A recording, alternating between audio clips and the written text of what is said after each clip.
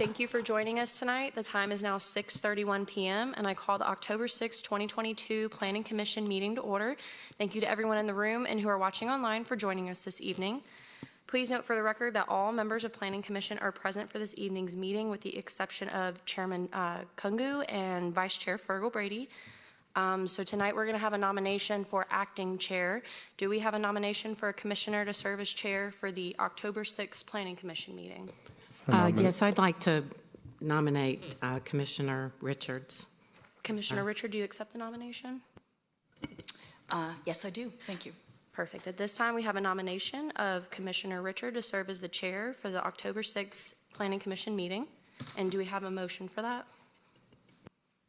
I nominate Commissioner Richards to be our chairman for the October 6th Planning Commission meeting. Can I get a second? Second. All right, and all commissioners in favor of this motion, please raise your hand. All opposed? Motion passes unanimously. Thank you, guys. Okay, so this is a team effort tonight, just to remind everybody. Okay, thank you.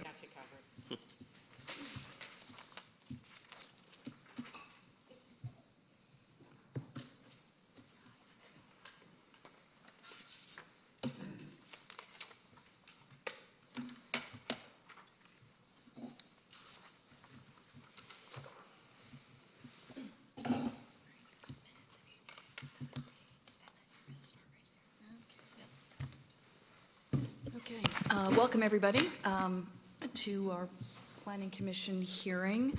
I'd like to ask the board to consider the minute meetings from our September 1st, 2022 meeting. Does anyone have any comments or changes that they would like to make?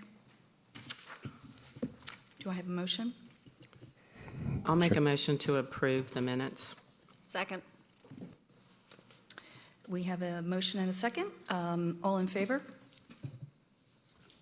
Thank you. That is unanimous. For our public hearing items tonight, we have 4 items that will be considered tonight. Please note that all items being considered tonight will move forward to City Council on Monday, October 17th, as well as on Monday, October 24th at 6:30 p.m. And our first item tonight is CLUP-22-03/Z-22-11/V-22-20/Mid-Broadwell Residential. And Mr. Woodman, I believe you are presenting this item. Thank you.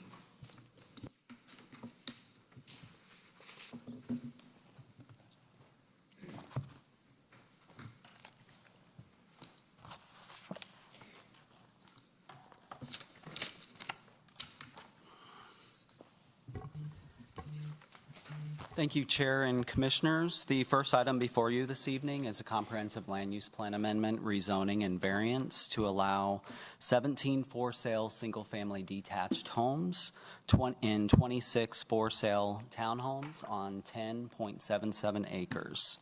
The proposed density is 3.99 dwelling units per acre. Comprehensive land use plan amendment is requested from commercial and medium-density residential to medium-density residential. Rezoning is requested from C2 General Commercial, O&I Office Institutional, and R10M, dwelling for rent and for sale residential, to R4A and D, which is a single-family for sale zoning district that allows a density up to 4, both attached and detached product.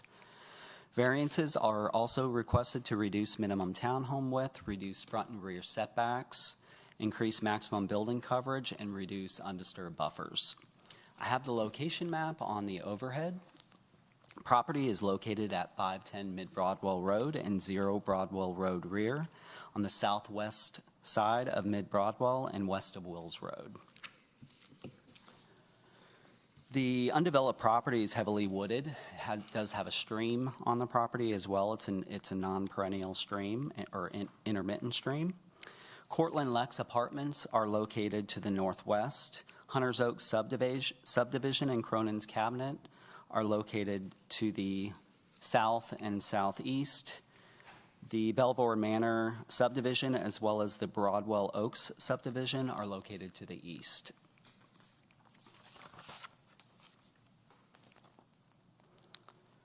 As it relates to the variance, we do acknowledge that the property does have an unusual triangular shape, does have some topography on it as well.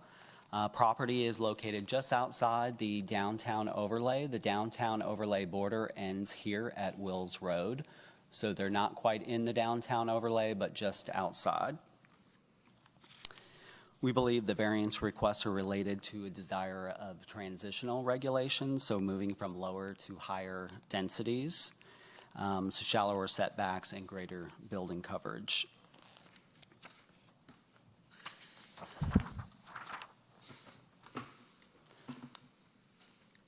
This is the applicant's latest site plan. When the application was initially submitted to the city, the request was for R8, A, and D. This site plan shows a total of, I believe, 43 units. When the original submittal came in, this was an 83-unit subdivision. So the density has been reduced quite a bit from the initial proposal. This site plan shows 18 townhomes fronting on Mid-Broadwell Road. There are another 8 townhomes right behind that. And then the balance of the 17 detached homes are on the remaining portion of the property. The stream that I mentioned is located at this location here. The applicant had a previous site plan that showed these detached lots immediately adjacent or backing up to Hunter's Oaks, which is on the south of this property. Because of issues with 1-to-1 ratio of lots, this site plan showed 3 and 4 lots adjacent to 1 lot in the Hunter's Oaks subdivision. So to address that concern or desire for 1-to-1 lot ratio, the applicant did flip the lots and located them north of their new road coming into the site. When they did that flip, they also provided a larger buffer than they were previously agreeing to provide. So there's no buffer requirement between residential and residential. The applicant did expand a 10-foot revegetated buffer that they were previously showing here to 25 feet. So they are showing a 25-foot buffer, revegetated buffer between the road in this subdivision and Hunter's Oaks. There is also a 50-foot undisturbed buffer that is required adjacent to the Lex to the north. The applicant is also asking for variance as it relates to that buffer. The first 30 feet is shown to be undisturbed. Then the next 20 feet are shown to be revegetated. So they could grade, if approved that way, they would be able to grade in that outer 20 feet, remove trees, but they would have to replant it to buffer standards. Applicant is also asking to allow for lots D1 and D2 to encroach in this area into that buffer. The average lot size of the detached product is just under 7,000 square foot. Most of the townhomes are rear-loaded, so all the ones along Mid-Broadwell are rear-loaded. These 8 townhomes right here are front-loaded. All the detached product is also front-loaded.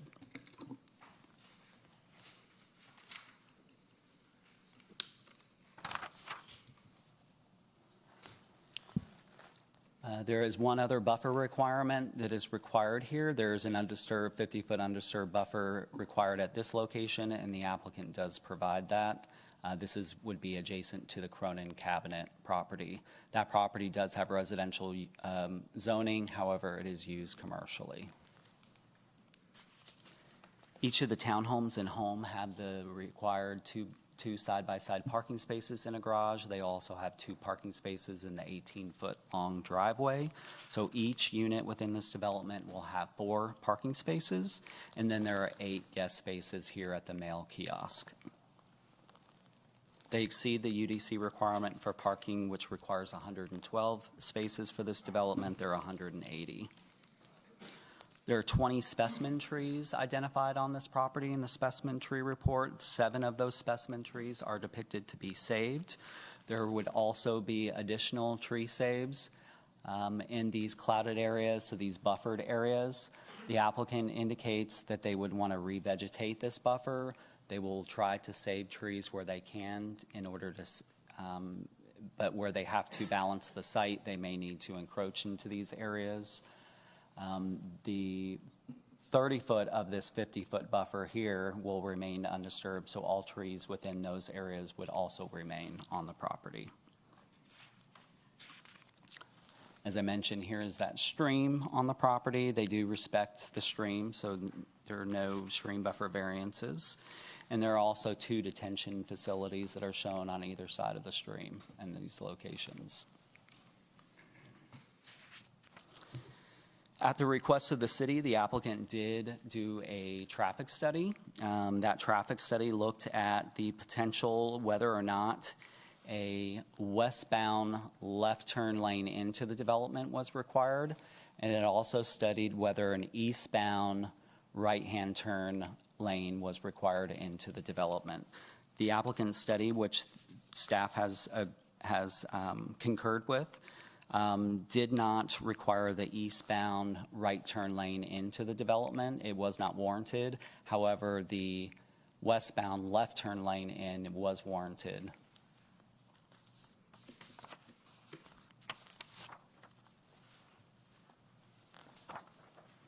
The applicant provided some renderings of the product for this development. These are the townhomes shown rendered, depicted along Mid-Broadwell Road.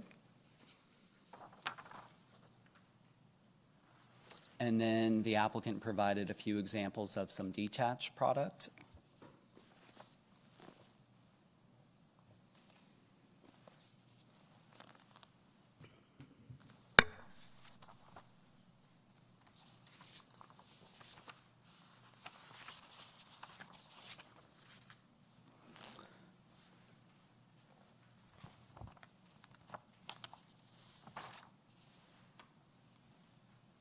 Of course, staff looked at the applicant's requests against the established review criteria for a comprehensive land use plan amendment, rezoning, and variance. Believe the surrounding area is developed with residential uses, and a portion of the property already carries a medium-density residential future land use.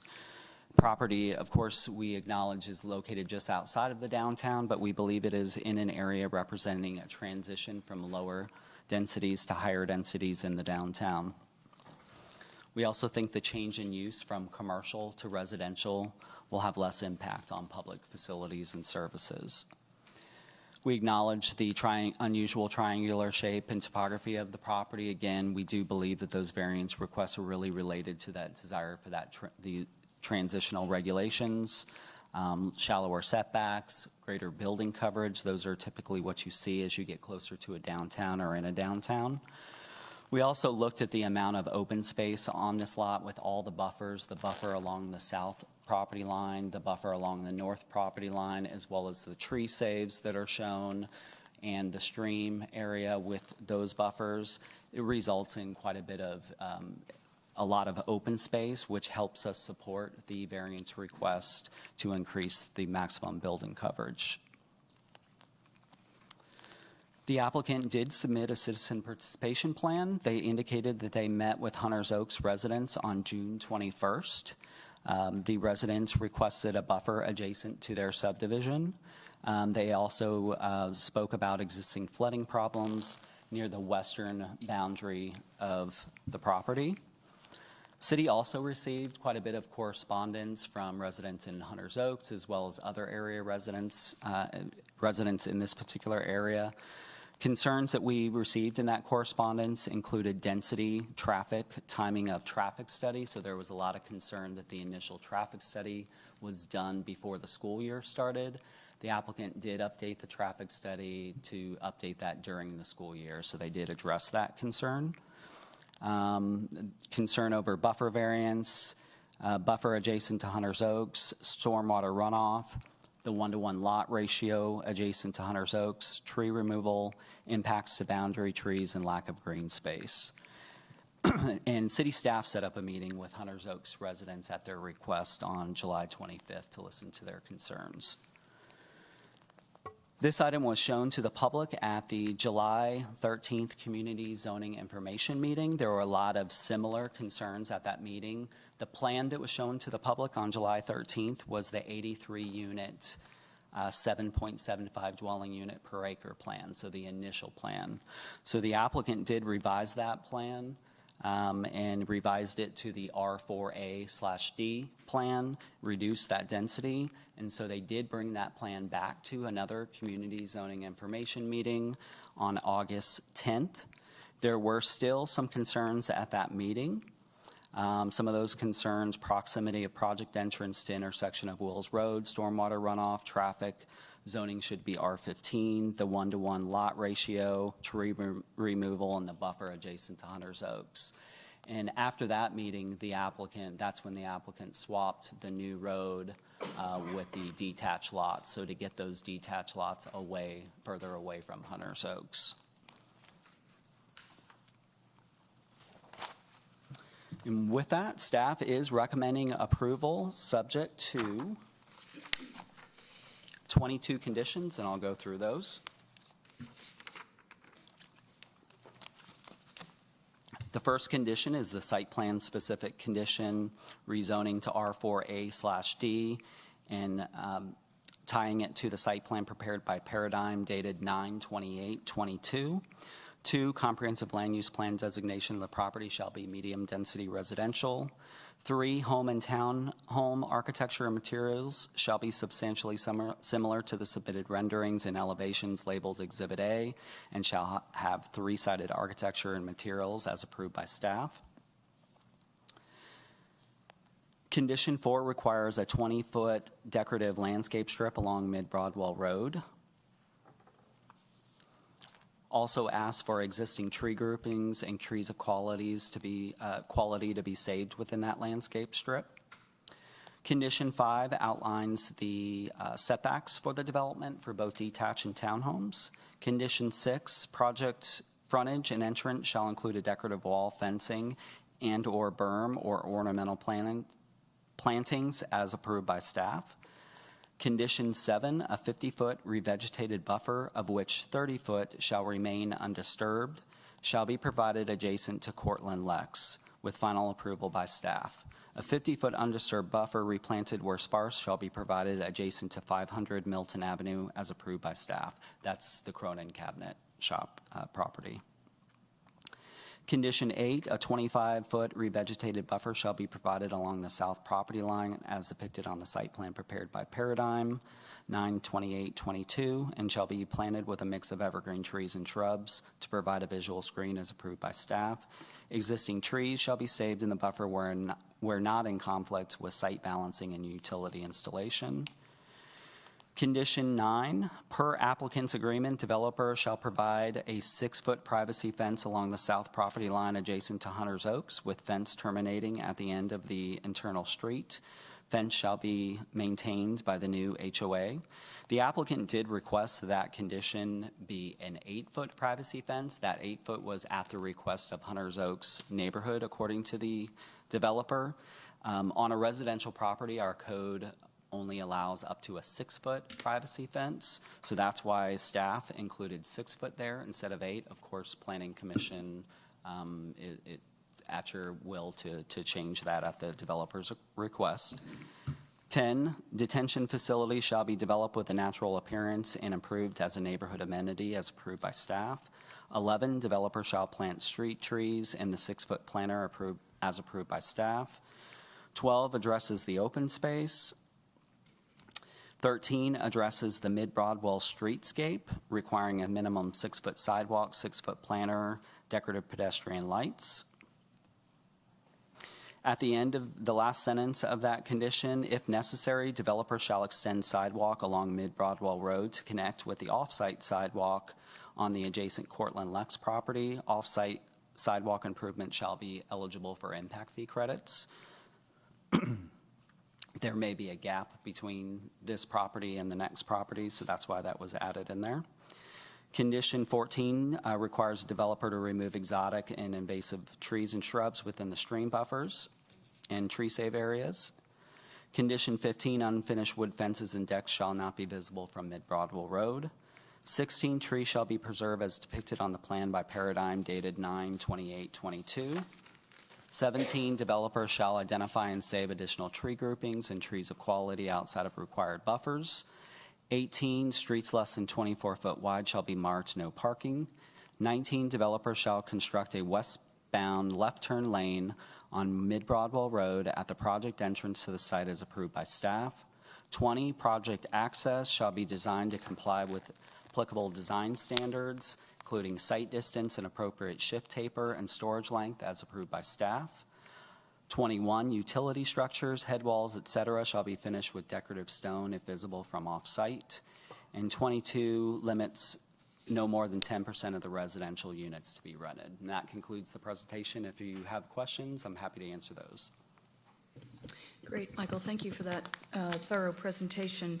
I'll start with just a question concerning the Planning Commission was in receipt of changes and additional conditions from the applicant this afternoon.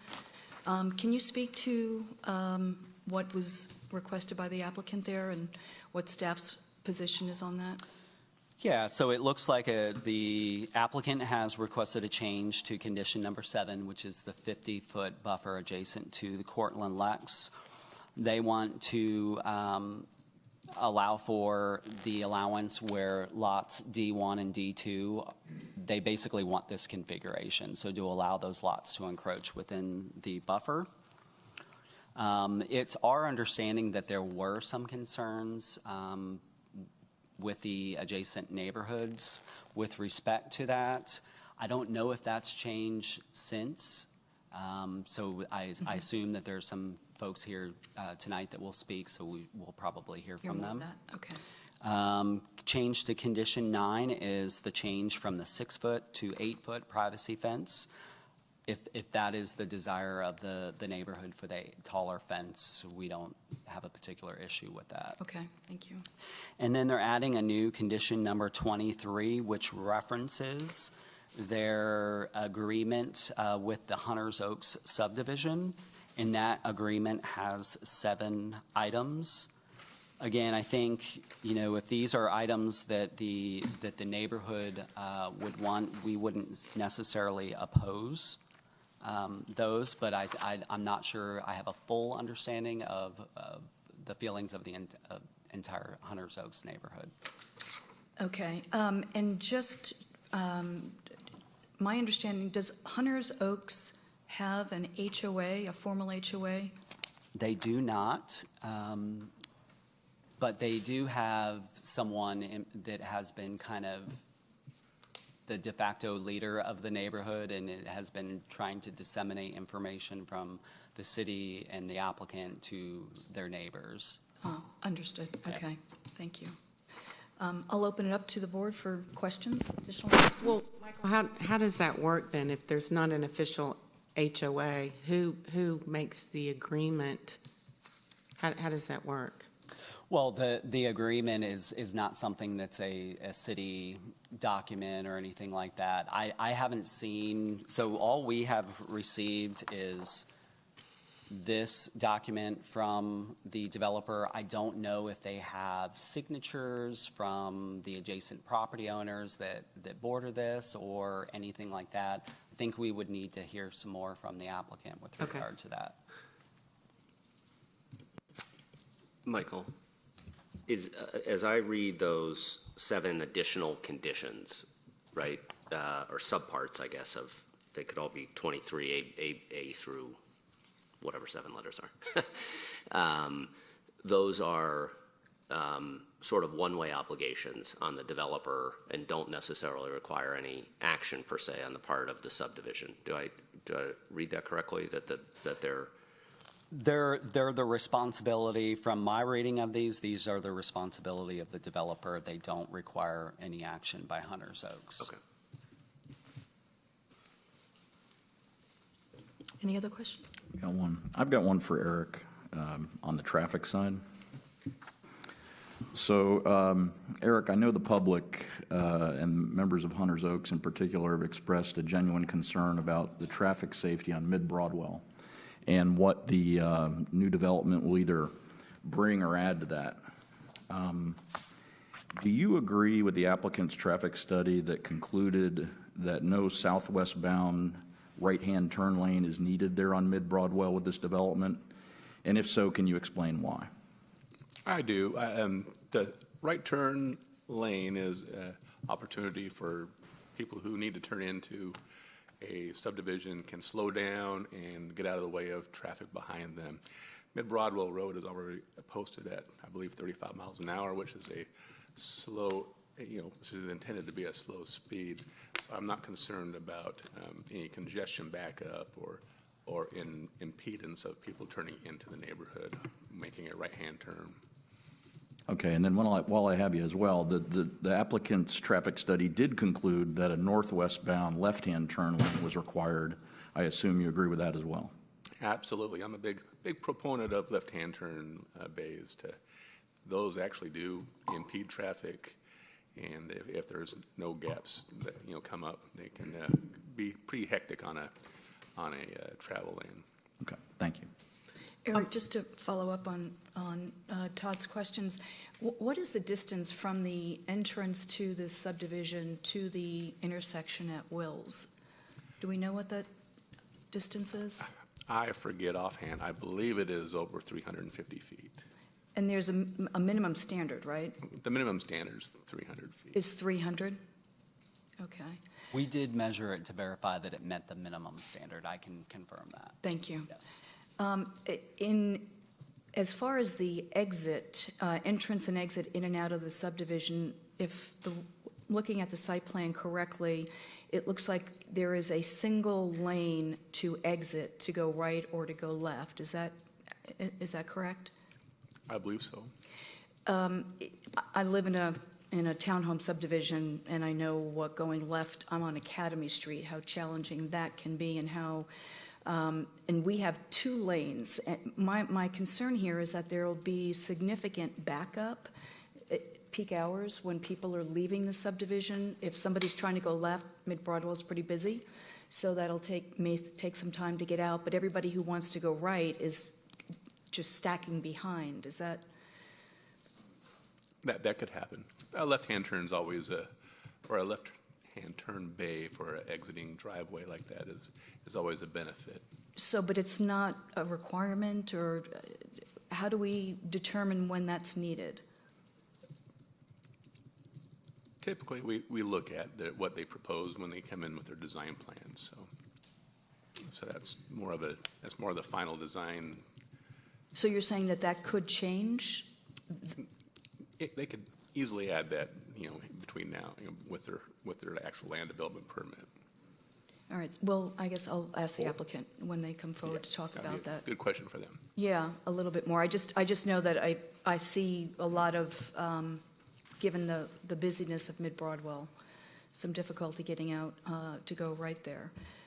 Thank you. That's Just as a note, Eric, I think after a lot of the discussions on traffic with the community, you actually heard some of that discussion and actually did some action and requesting. Can you explain that to the public so that they can hear what you requested? Yes, after, when this first came out in August, we had a lot of questions and concerns about traffic, the existing traffic, and I forwarded that information onto our Public Works Department.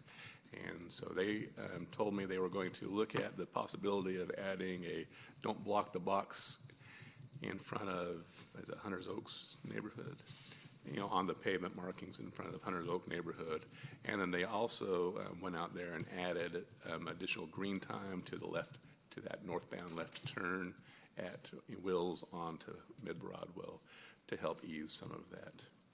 So you're saying at the traffic light turning left onto Mid-Broadwell that they actually extended the green light turn?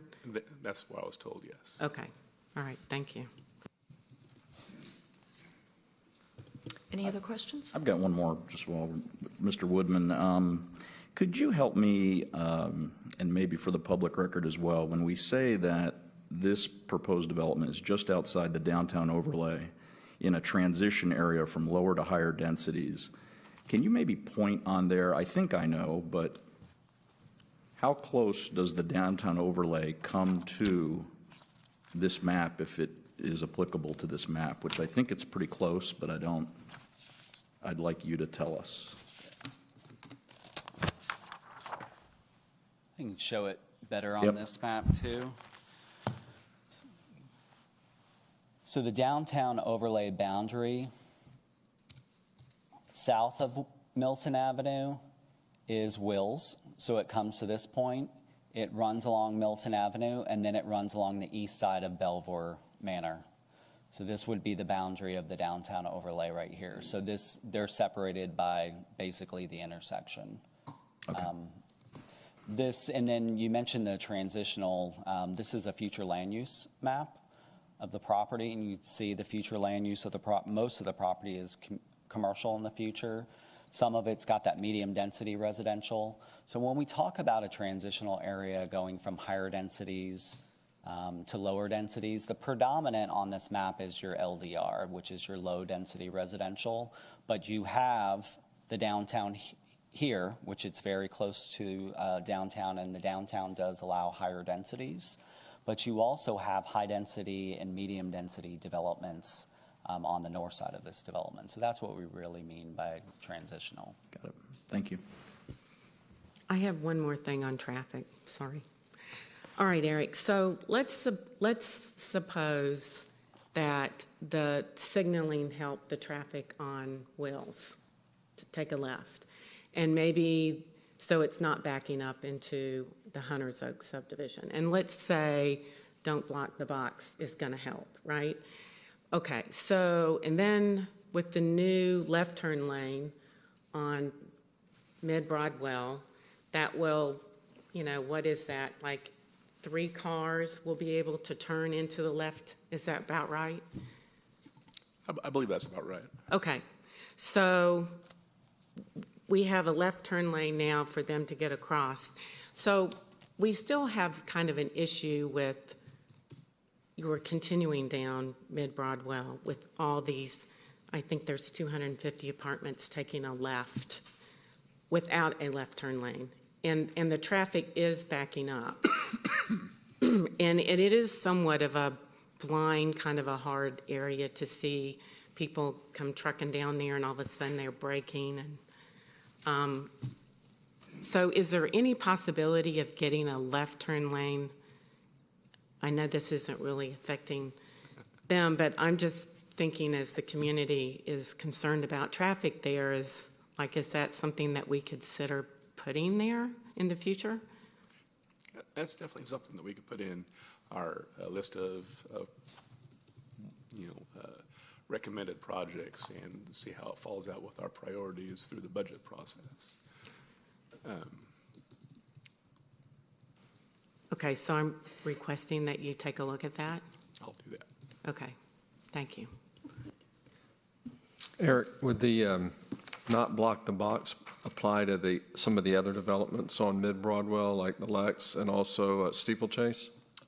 I am not certain as to what the Public Works' policy is on the don't block the blocks markings, but, those are certainly options that could be explored if, the neighborhoods, would like those explored. Just out of curiosity, Eric, I know we've had it on Windward Parkway, close to the McGinnis Ferry intersection. Don't block the box there. Do we have any insight as to how impactful that is? I really don't get I don't really get the traffic complaints like I used to when I was over at Public Works, so I'm not really sure what the impact is, or if there's been efforts to do enforcement on them, and so. Well, I do know I have been pulled over Oh, okay. Blocking the box? for blocking the box. Good. Yeah. So, So and we it do is a enforcement, that's a helpful good- reminder that, and the police officer's very nice, because the person ahead of me was supposed to pull up and he didn't, and he broke, and so I got caught in the box. But it is a very helpful reminder for people not to block the entrances, and they do enforce it. So anyway, that's my 2 cents. Good to hear. Any other questions? No? Okay. Thank you, Michael. Would the applicant like to come forward?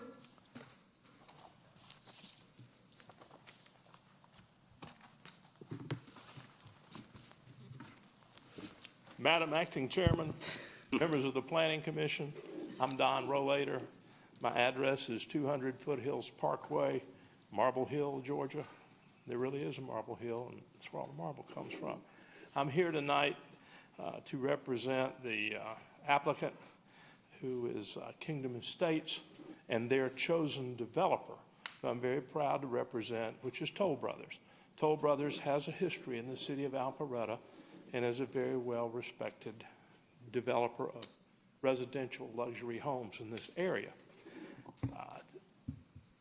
Karen Miller, I anticipate, will speak on behalf of affected property owners in Hunters Oaks. So let me address that problem before I even give you my presentation. Hunters Oaks, I don't think, has a formal homeowners association. We focused our attention on all of those people who abut this property, and they have been very responsive to us. We have had continued discussions. As of right now, Mrs. Miller has a document in her hand that she is addressing with each of the abutting neighbors, and we anticipate approval from the vast majority of them. I know that we have one who is not happy with it, and I anticipate that she will speak tonight, and that's understood. What was the old saying? You can't please all the people all of the time. But we have focused on that and focused on it intensely. So with that explanation, I want to come forward with you and tell you that Michael did an excellent job of describing the property, the area, and what's going on there. I'd like to start by telling you that this is the most amazing and damning zoning I've ever seen on one piece of property. It's crazy. It doesn't fit the area. The part of it that's commercial is C2 commercial, unrestricted. In the old days, I would have read you off all these horrendous uses that can go there as a matter of right, but you've seen it, and I'm tired of saying it, so I won't do that anymore. But it's terrible. There's office next to it. It's a fairly large square parcel, and you could build certain types of office without any further approval. Neither one of those, I think, the neighbors desire. And so we have thrown all of that away, and we started with the development of this property that was much more intense than this. It was 83 units on 10.77 acres, and that's over 7 units per acre. That didn't meet with a lot of excitement and joy. And so we refigured, recalculated after multiple meetings with particularly Hunters Oaks, some with them alone and some at the 2 CZIM meetings. And we said, what can we all do that will make this work? And Michael, could I ask you to put up the site plan? I think I can do everything I want to do from there. So thank you so much. When we started doing this, we had the single-family units up next to the property line on Hunters Oaks. What that yielded, and when you go residential to residential, the only required setback is a 5-foot landscape strip. The required minimum building setback is 20 feet.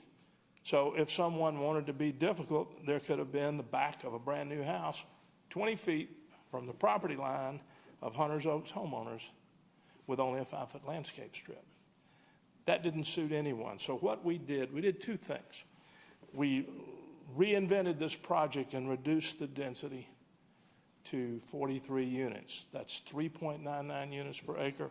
It fits medium density residential.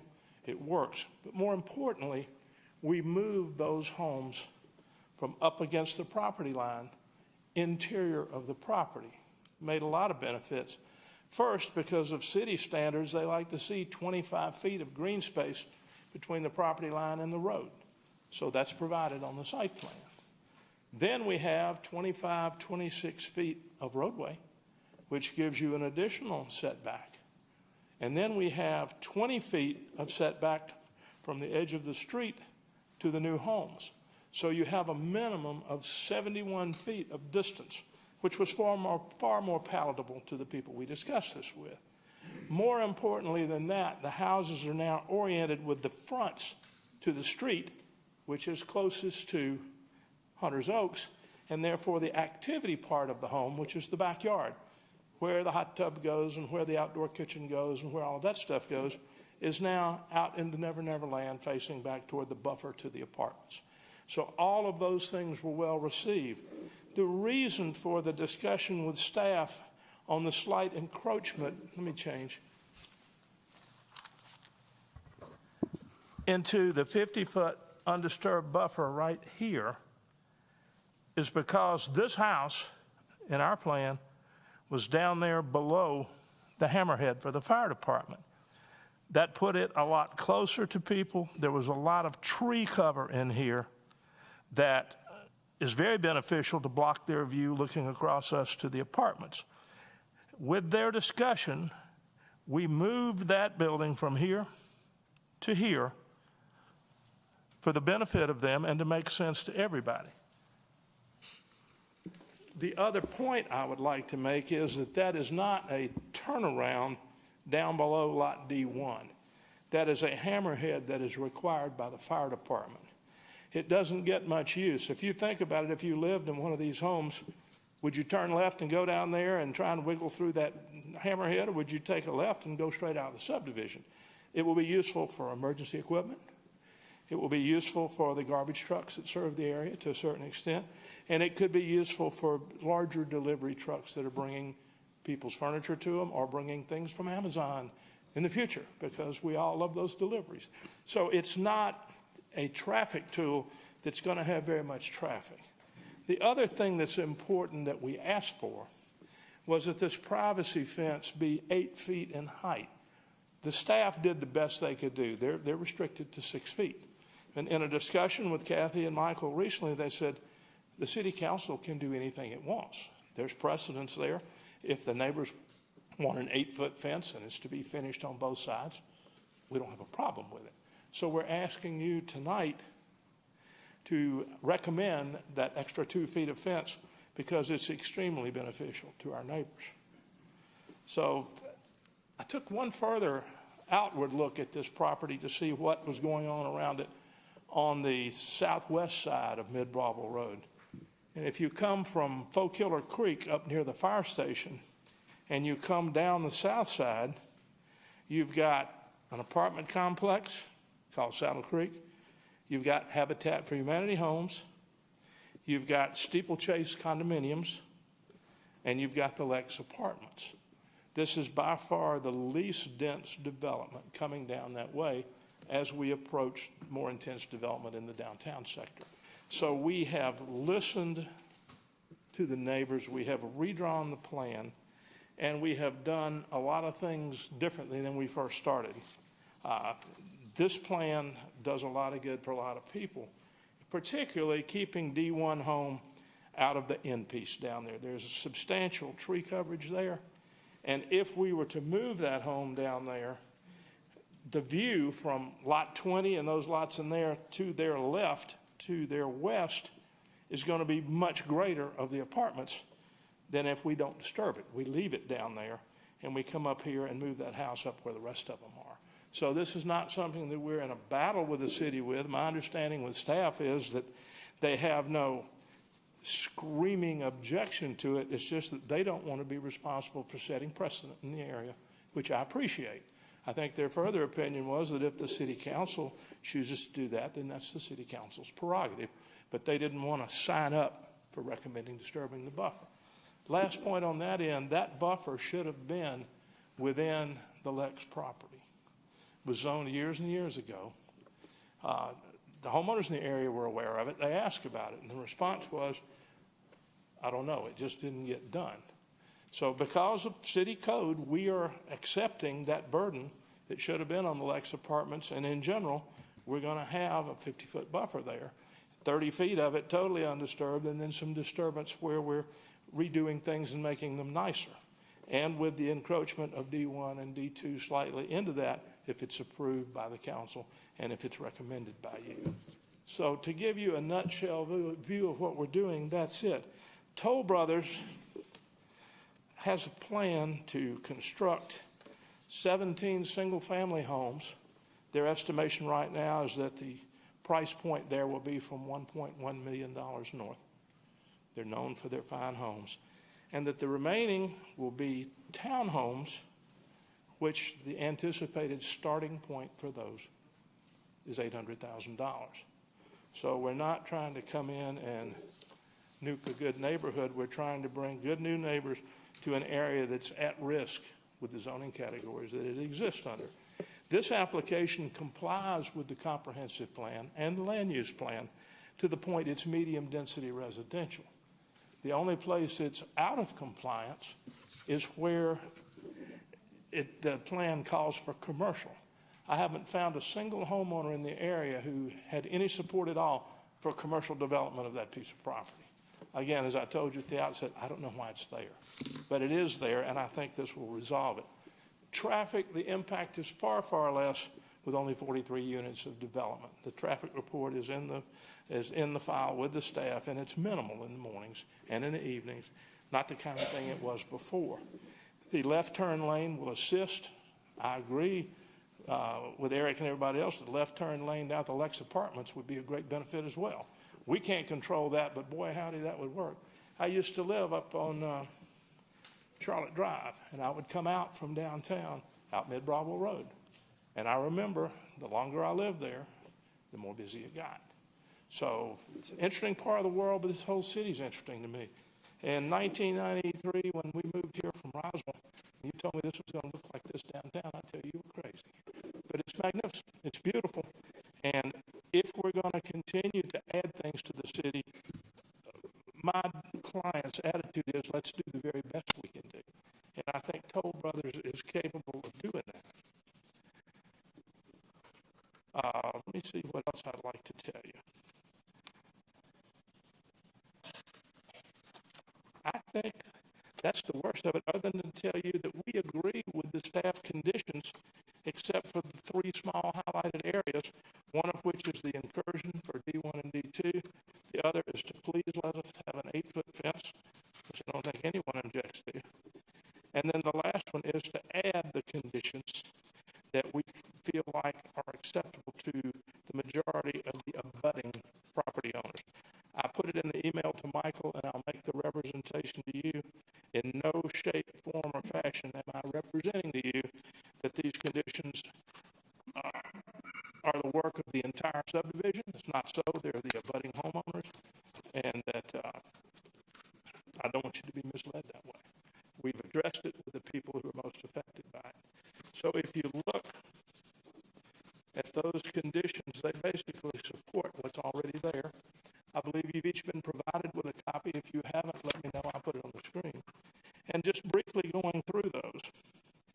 The first one addresses the 8-foot fence within the buffer. And it describes that they want the fence to stop at the end of the internal subdivision street. That's for the benefit of the people on down the hill. They want the fence to be finished on both sides, and they want it to be interior to the actual property line, so somebody would not have to go on their property to paint it when the time comes. These are things we've agreed to. We'll leave as much of the 25-foot buffer along their property line as possible undisturbed, as determined by grading and utility plans and by topography. In those areas that are disturbed, we will replant those areas to buffer standards as per the City of Alpharetta Code and as approved by staff, if you'd like to add that. We're going to develop it in accordance with the site plan that we filed that you see in front of you. All street and sidewalk lighting in the project will be directed interior to the development so as to limit light intrusion into Hunters Oaks subdivision. A large majority of the Hunters Oaks lots that abut this are much higher than this property. The altitude change is substantial until you get 2/3 of the way down the property line moving from east to west. At that point, it begins to flatten out. And the last few lots there are pretty much close to being on level with this property. But the majority of the lots are way above this, and they're cul-de-sac lots in general. Not each one of these houses is stacked right up against the property line. These were large lots in there, laid out carefully. I remember the fellow who did the subdivision because I represented him when he put it in. I hate to be that old, but Marsh King did this years and years ago. Sue Rainwater, the city clerk, lived in the front house on the corner. It's a beautiful subdivision. The single-family home shall be constructed no more than 2 stories in a basement. They don't want monstrous things hanging over them. I understand that. Hunters Oaks affected neighbors request and support the 8-foot fence. That's for the benefit of council to give them some guidance so that we're not upsetting precedent. And they're requesting the variance for the incursion into the 50-foot buffer for lots D1 and D2. That's because it moves D1 out from down there in the corner where it's lower and flatter. So basically, that is our presentation. We would ask that you recommend approval, that we have no issue with staff on the remaining variances. We're all in agreement that those are fine. The only issue involves the incursion into the 50-foot buffer. And we ask that you include these concerns by interested members of the Hunters Oaks community. I'll tell you that our land planner and our principal are here. Jake Meek is here. We can answer whatever questions you may have at this time and are happy to respond. I'll also ask that Karen Miller, you will expect to come forward and speak on behalf of affected property owners. I think she can help you with some of these things you may struggle with. And I will issue in closing an apology to the one property owner of which we haven't made total peace yet. I'll tell you that we'll continue to do that. We think we can be of help, but I don't want to mislead you into believing it's unanimous, because it's not. We'd like to reserve remaining time for rebuttal, and I appreciate your time and consideration. Thank you, Mr. Rollator. I just have a couple of quick ones. Out of curiosity, was there any discussion with the property owner to the corner, the Crow Cabinet? I have not had any discussion with them, no. No, so no discussion about possibly including that parcel? No, that wasn't for sale, I don't believe. Okay. And there's a 50-foot buffer there we provided, so from an impact standpoint, it should be nil. You probably heard the discussion or the questions I was asking Eric about the exit and a left turn lane, right turn lane. Do you have any comments on that? Yes, looking at the final traffic generation numbers once we dropped to 43 lots, I think our engineer's decision was it just really didn't merit it. There won't be that much flow coming into the subdivision. If there were 83 lots, yeah. But if you look at the numbers on that traffic study on the trip generation report, see 2 and 3 and 4 in an hour. I mean, that's not the kind of thing that's going to make a huge impact where that is. I'm talking about exiting. Yeah, I understand. Exiting, we didn't find a particular need. We will continue to look at that and see. Yeah. I understand what you're talking. You want to widen it and put 2 lanes going out instead of 1. We'll look at that, I understand.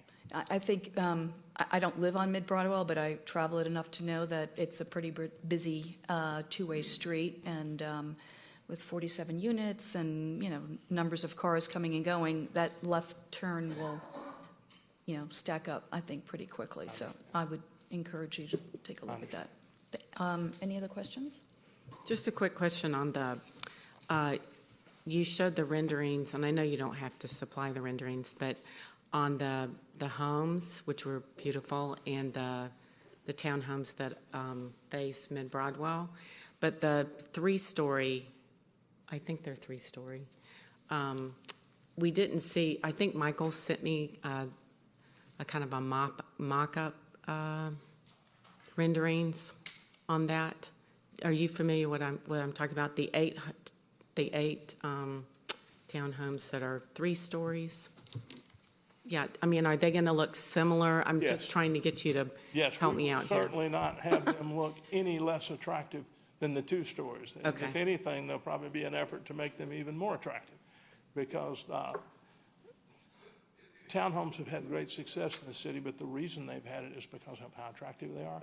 I'll use east of Main as an example for all of you. Providence did a fantastic job there. Toll Brothers knows how to do that job, and I don't think you'd see any inferior product. So they'll look similar to the ones? That's correct. Okay, that's just what I wanted to know. All right, thank you. Any other questions? I do have a quick question. So with respect to D1 and D2, as I look at the drawing that was provided, it would appear as though some of the actual physical building of D1 encroaches into the buffer, but Yes, I D2 think that's does not, right? D2 is close. Let me give you a, now D2, it would be the setback area. D2, it doesn't look like the building itself would encroach into the area. Okay. But on D1, yes, it does to the extent you see on the side. Okay. But then as those lines sort of progress diagonally across what those lots are, okay, it would appear as though in other instances in the proposal, there are some other diagonal or lines and some curved lines for some lot shapes there. Would there be any feasibility there as to D1? D2's doesn't seem to encroach at all into the 30-foot buffer? Setback area does, and that's why we asked for the variance. The yard portion, the lot developable area encroaches, so we have to be candid and on up to that. Okay. But I just wanted a clarification on that. The footprint, I do not believe encroaches into the setback. Okay. Okay, thank you. I think that's it. No more questions? No. Great. Okay. Thank you. We would reserve time for rebuttal. Thank you. Thank you. Ms. Jackson, do we have any members for the public signed up to speak tonight? We do have a few tonight. First is Karen Miller, 5345 Hunter Oaks Drive. Thank you, Ms. Miller. Would you like to come forward?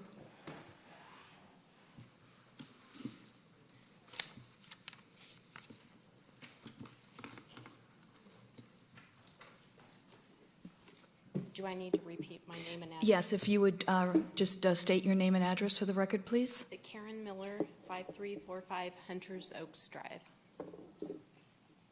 And I'm the de facto person who's been getting the information and setting up the meetings with the development group. So, Ms. Miller, if you would kindly direct your comments into the microphone, Sure. because there are people, yes, thank you. absolutely. So this plan is the best plan that we have seen from the development group. They did take into account a lot of our concerns and moving those homes away from the property line, the fence.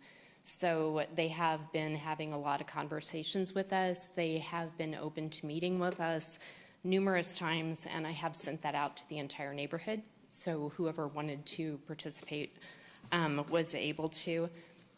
We do not have an HOA, so I'm not speaking for everybody. A number of people are here tonight that do back up to that have the shared property line. So they may be speaking if they have additional concerns.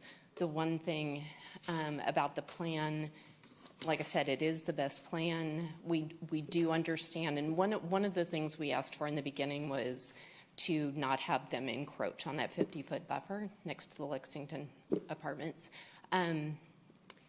It is a much better plan for us for that to happen, for D1 to be over there, because otherwise it is literally, just right on our property line with the side setback, which isn't much. So we do approve of that. We do approve of the 8-foot fence.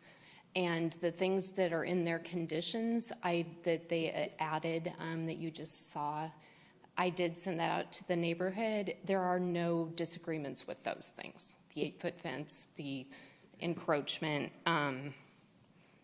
moving the homes and having the street closer to our property because it does give us more of a buffer from those houses.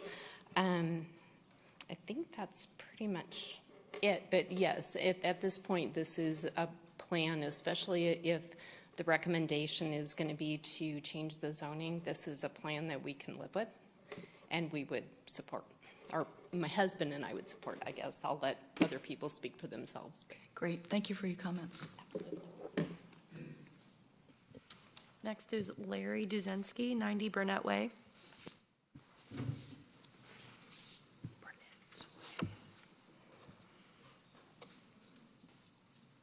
Good evening, ladies and gentlemen, and thank you for your time. My name is Larry Duzensky, and I live at 90 Burnett Way. Burnett Way is off of Wills Road, halfway between Hunters Oaks and the intersection of Mid-Broadwell. And I wanted to address, taking this opportunity to let everybody know that I think that the situation on Wills Road is out of control. It's a very dangerous situation, has been for quite some time. And I think the city should do something about it, whether or not this project gets approved or not. The reason I say that is the traffic on Wills can be from traffic light to traffic light, either direction, any time of day. And what that does, and one thing it does is if you're trying to exit, let's say, Burnett Way or some of the people that live on that same side of the road, if the traffic is stopped going to the right, you cannot see oncoming traffic to get out. It's an unsafe situation. Something like block the box would not even solve that problem. And you'd have a reverse situation on Hunter's Oaks when the traffic is going backed up going southbound. You can't see oncoming traffic to cross over to the other lane. And it's also, there's no sidewalk between Wills and the park at the intersection of Rucker and Old Milton. You have a lot of pedestrians as a result of that wanting to cross over Wills from one side to the other. And you also have children and you also have animals. And the danger there is not so much when it is backed up all the way, but when it's not backed up. People come flying around that intersection, particularly from Mid-Broadwell, because it's not very far to the intersection of Burnett Way. And I actually use that crossover there a lot myself. And by the time you start going, if there's no car coming, by the time you get to the other side, there's a car almost on top of you. So it's a very dangerous situation for turning across a lane to go one way or the other, depending on where your starting point is, and then also for pedestrian traffic with children and animals. Thank you for your comments. Thank you. Next is Stephen Mitchell, 1620 Broadwell Oaks Drive.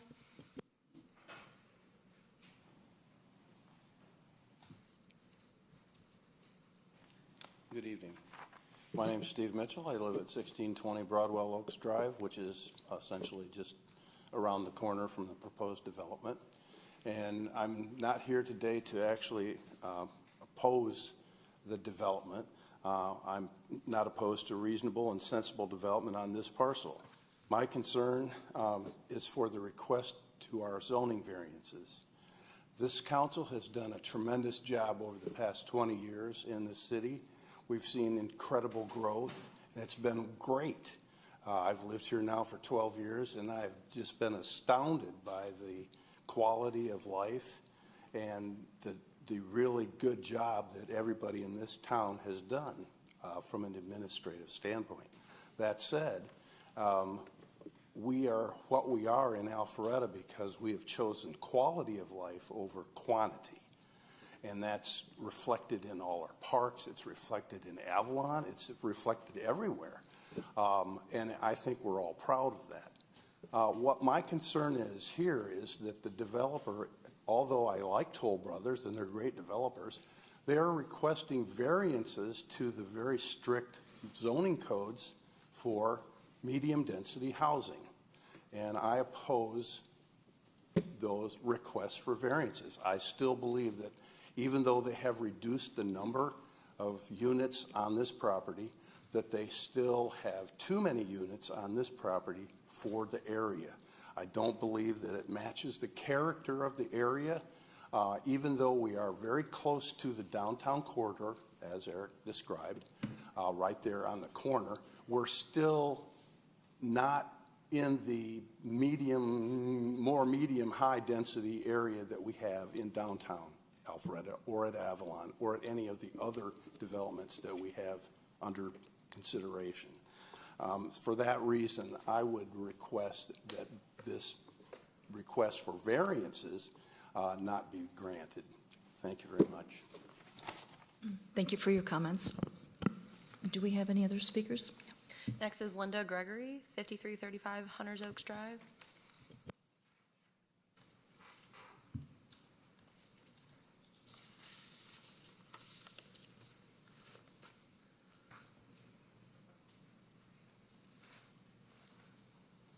Yes, my name is Linda Gregory, 5335 Hunters Oaks Drive. I just wanted to once again thank the development team for working with us the last few months to make changes that we wanted made, and they've really worked hard to do that. Like Karen Miller, I agree with this last plan. I guess my main concern is I hope this is the last plan. I do not want that D1 house moved to the end of the subdivision again on facing, the side of the house would be facing Hunters Oaks people. I like that they moved it back up to the other part along with the other 4 houses. So I hope that does not change in the future. Just as far as traffic goes, I turned out of Hunter's Oaks tonight, out of the subdivision. It took me 3 stoplights before I could turn left on Old Milton, and that's not unusual. Thank you. Next is Pamela Clark, 5325. Hunters Oaks Drive, sorry.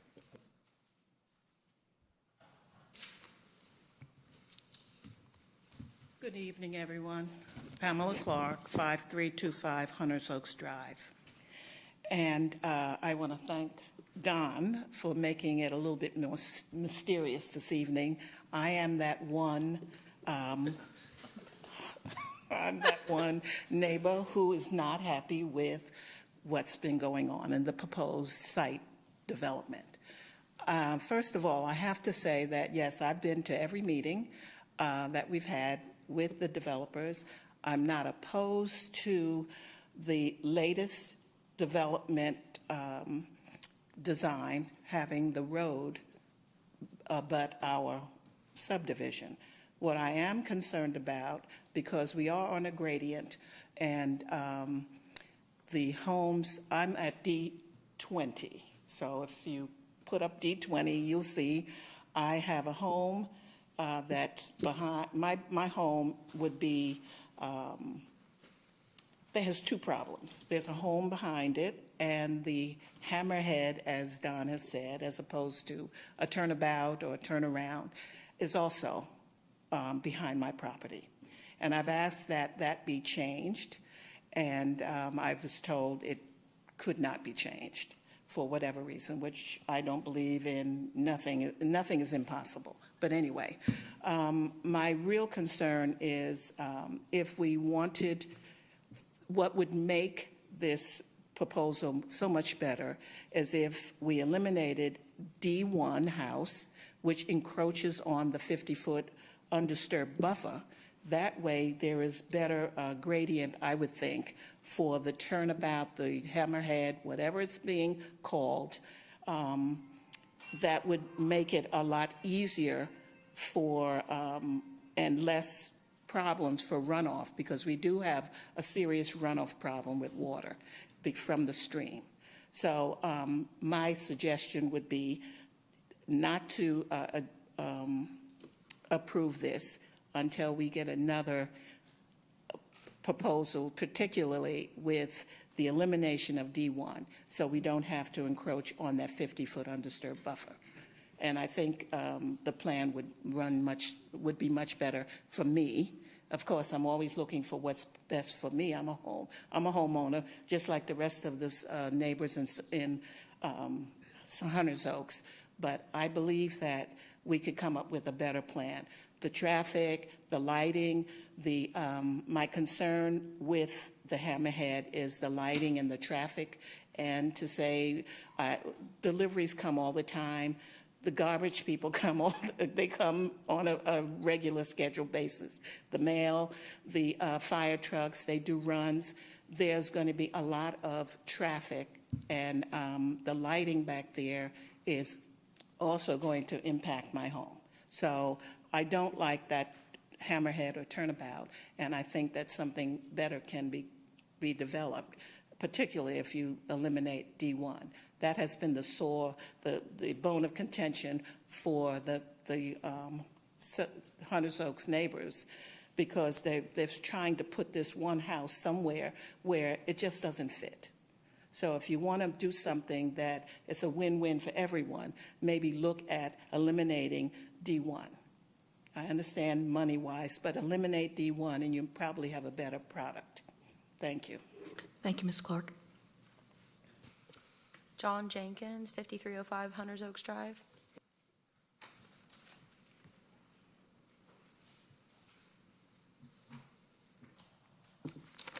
Good evening, Council. Thank you for having me up here.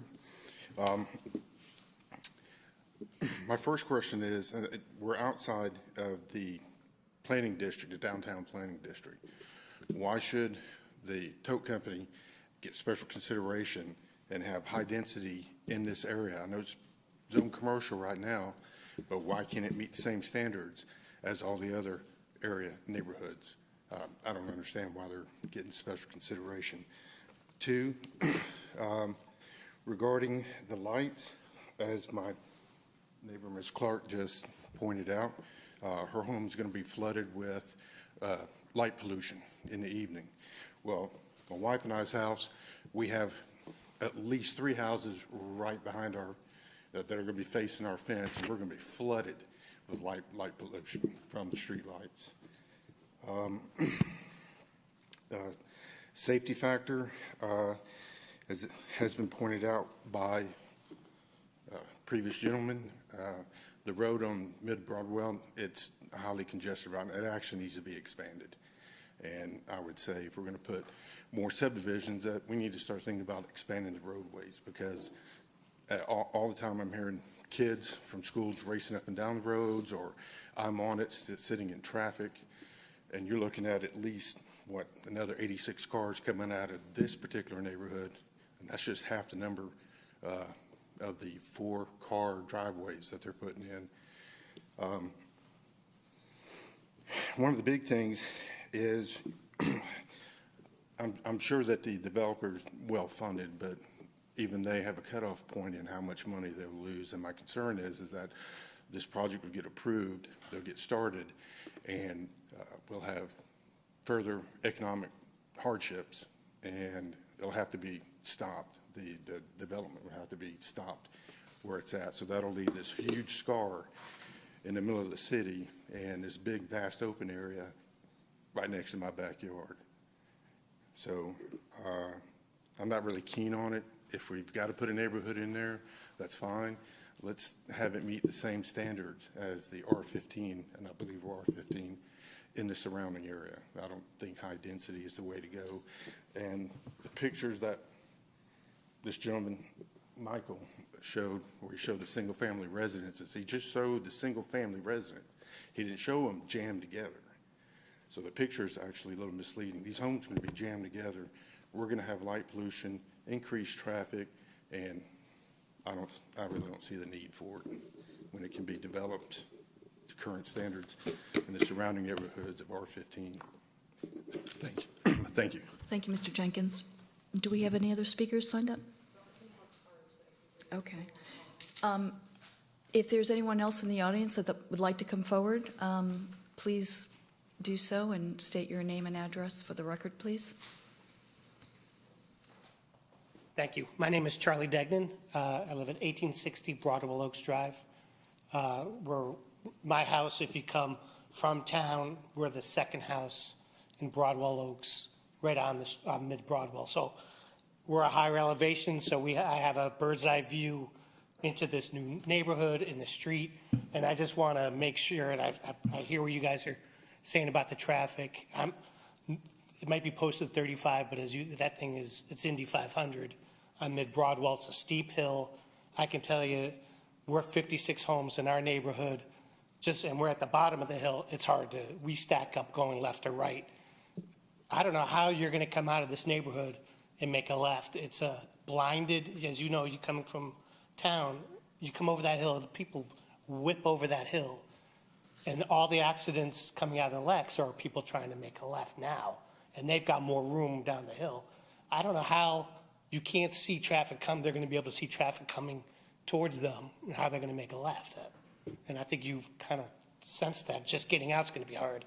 But we hear squeals every day, people coming down that hill because of the people coming out of the Lex.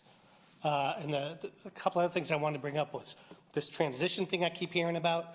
And I hear it on the other side of the street at transitions, but we have a single-family home right across from the Lex. So to us, it transitions from the Lex to single-family homes, and now we're putting high density across from us. So I don't really agree that it's transitional to me.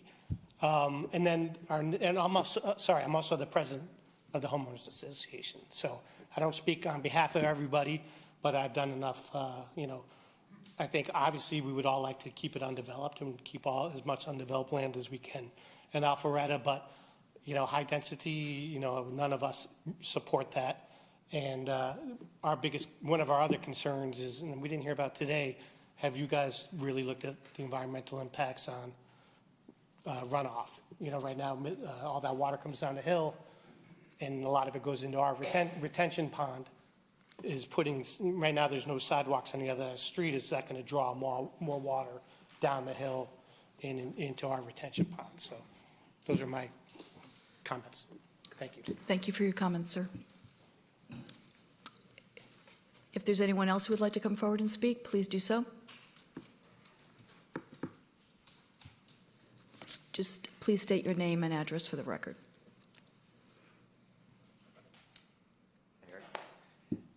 My name is Trey McConnell. I live across the street at 501 Mid Broadwell. So I have like a bird's eye view of the intersection. And so I get to see it every day. Like my deck looks over the whole intersection. And I've kind of studied this plan, and I do develop in the city, and I work with Eric. It seems like a super sketchy place. Like there's just a lot going on. And I know that, Eric mentioned earlier that the right-hand turn lane may not be needed, like per code or whatever. But just from my point of view, watching what goes on at that intersection, it is super sketchy. So I've seen a few accidents just sitting on my deck smoking a cigarette. So it's something that I think the applicant should just maybe take a second or third look at. Other than that, I mean, the development, I'm going to be staring right at it. The only thing that I would think is that the townhomes aren't the most appealing. I don't even know if they'll be able to sell them for $800,000, but that's just an opinion. So anyway, that's all I got. Thank you, Mr. McConnell. Anyone else? Okay, I will close public comment and ask the applicant to come forward for rebuttal.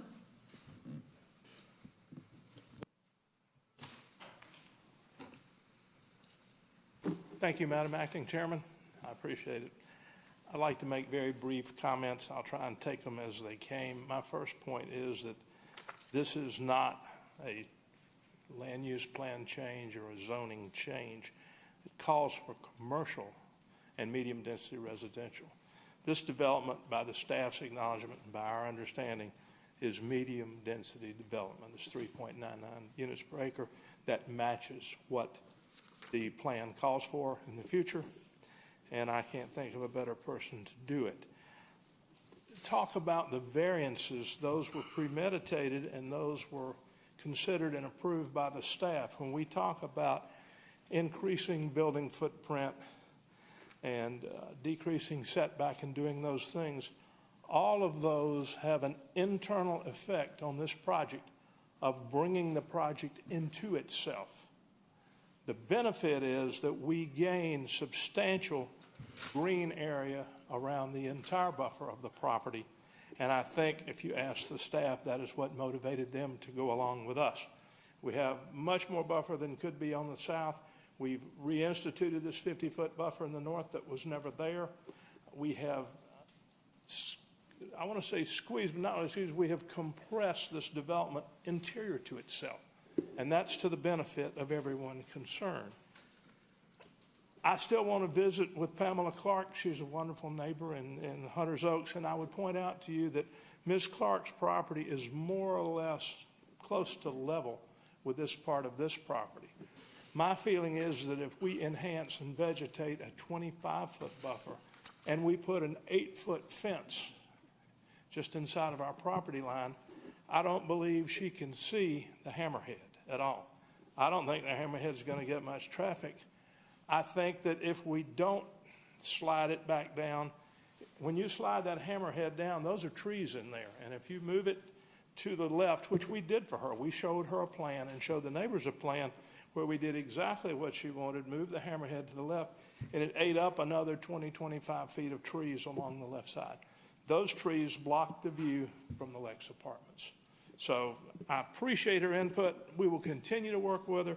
We like her as a neighbor, and that's just some other considerations to consider there.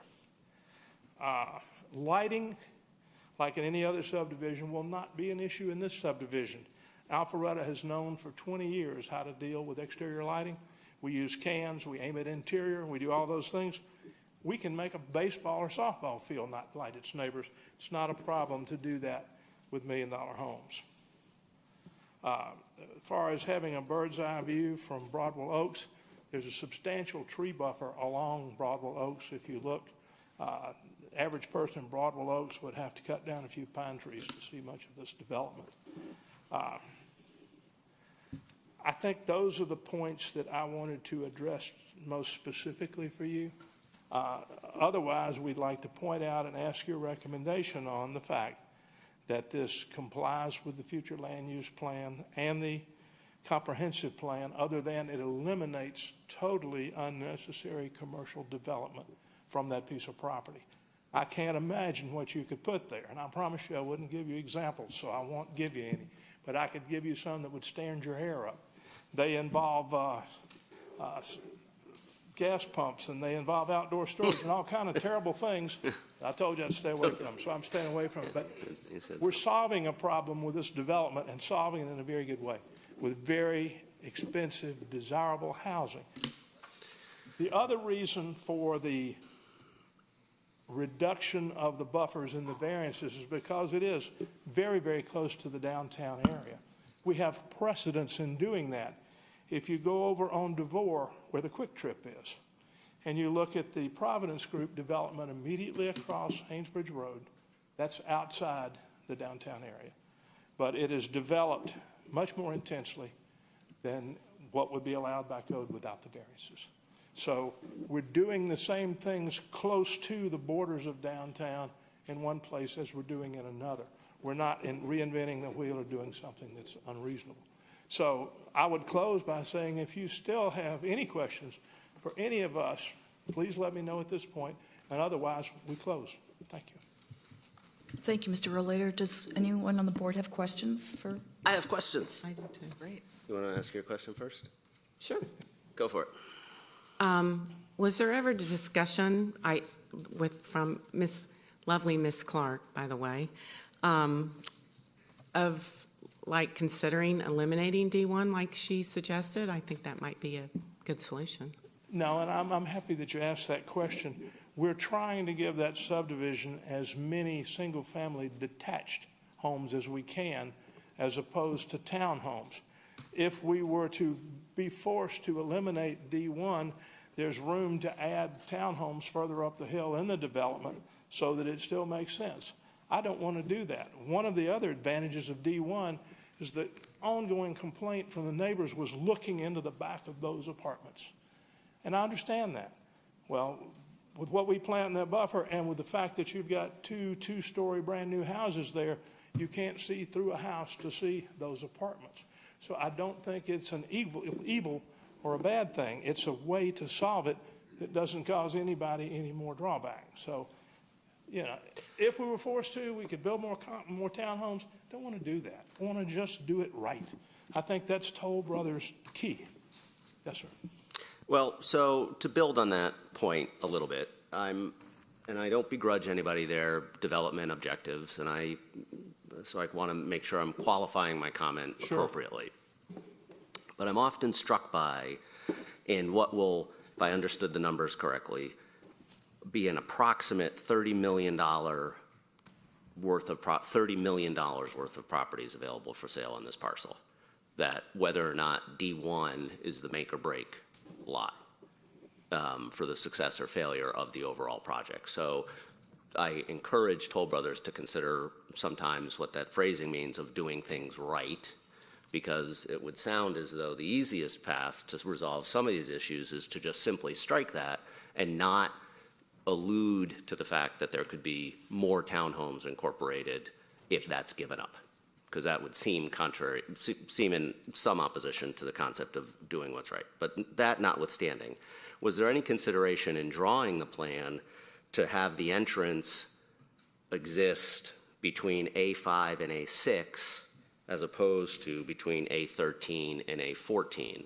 And the reason I ask that question is it would seem to create additional space for some of that mitigation between the intersection and not. Is that? I think what you're talking about, if I understand you, and I'm going to ask you now, is if you talk about moving the entrance into Mid-Broadwell Road further to the northwest. Correct. We explored that. And here's the dilemma we ran into. It was discussed with Eric. the sight lines going over that hump Get worse? are less safe Okay. than where we put it. That That's was the only helpful. reason. Yeah, My that's helpful first to look, know. I That's- thought the same thing you did. Yeah. I said, hell, we'll just move it. Yeah. But you'll really get somebody hurt doing that. Yeah, I appreciate that clarification. That's why I was asking, because it's, I understand. yeah, thank you. Todd?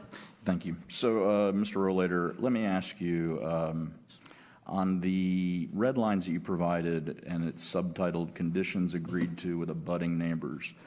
I've spent time in the neighborhood. I spent probably over an hour and a half there between Hunters Oaks and Mid-Broadwell side of the development. But I didn't happen to count how many homes actually abut Mid-Broadwell project. How many is it, rough? Do you know the answer to that? Close. Let me do the math outside in. There's 13 and 14. Then there's 16 through 23. 16,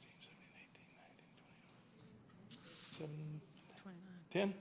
Okay. Now, don't hold me to that number. I'm doing it off the top of my head, but those are the numbers. 13 and 14, 15 doesn't abut. Then 16 through 23 abut. And if I'm keeping score, of the 10, Pamela and John did have concerns about the plan. And I'm only referring to the people there that abut on Hunters Oaks. Right. But Karen Miller seems supportive of the plan. So that implies 10 minus, there's another 7 in addition to Mrs. Miller that are supportive of the plan. Am I doing the math right? Close. I don't want, you are the one to totally commit to it, but that's pretty much it. And the other gentleman's objection tonight's the first time I've heard it, but I agree there are 2 who do not agree at this point. But 8, and once again, I'm trying to formulate in my mind, it's 8 that are supportive of it that abut and 2 that are not. Yeah. Okay. So the other point is Mrs. Miller is presently out with the neighbors actually obtaining signatures on these conditions that they wanted, so that prior to city council consideration, we hope to have a very clear statement of who's on and who's off. That would be good. She hasn't had time because we just got the conditions worked out with them yesterday. Well then, for the record, because I did see some confusing looks in the audience, let's just agree that it's not clear right now that it's 8 and 2. It could be 8 and 2, but if they haven't signed yet. I haven't heard of anyone else express an objection to any of us. Okay. I had only heard from Mrs. Clark. Thank you. Can I, just out of curiosity, just so I understand, and it's more for my own information than anything else, assuming there is some approval and it's approved at the next component, what would roughly be the time frame that you would anticipate these homes being habitable? I think I can, if I let Jake do it, you'll get the straight answer the first time. You can name it. Jake Meek with Toll Brothers, live at 889 Drury Street, Atlanta, Georgia. So if we are successfully zoned by the end of this month, we go into the LDP process and start development, I would imagine midway through next year. And a year from then is when you'd start seeing homes constructed.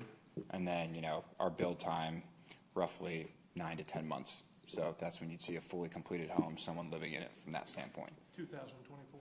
That's right. Latter part of 2024? Mm-hmm. Okay. Thank you. Any other questions for the applicant? No? Thank you, Mr. Rollator. Any questions for staff? Yes. Okay. I did have a question for Michael or Eric on the traffic. Where does this plan, this is bigger than the traffic questions are bigger than this development, but if this development goes forward, where is it that the city looks and says, hey, this is a problem and we need to address some of this, maybe put some lights or some kind of remediation? Where does that come together in this process? That typically happens with the city's budgeting process. Every annual budgeting year, Public Works, Community Development, and all the other departments identify capital projects in addition to their own internal needs of what we've observed or what we've been notified or studied. So a lot of times it's just, what do we know about is pressing. If Public Works has not heard of any complaints or hasn't, there's not a overwhelming traffic crash, presence, then, it might not get on their radar at that point. And Excuse me, I'm sorry.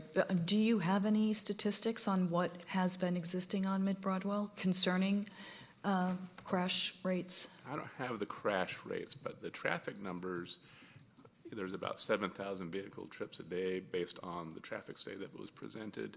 A two-lane roadway is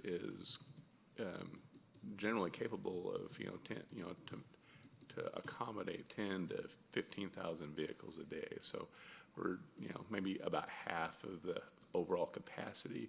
Now, that doesn't necessarily mean that it doesn't get congested during, the heavy peak hours, because we do know that's a major commuting corridor to Cherokee County and further on out for folks trying to get either to Alpharetta or down to 400. But just in general, there's nothing that has, that I'm aware of that has been brought up that, hey, we need to, address, issues here on Mid-Broadwell at this point. Well, the city did add a sidewalk, several years ago, and that was, so there's, I believe, one half of the road has a sidewalk along it. it doesn't feel that way, though, Eric.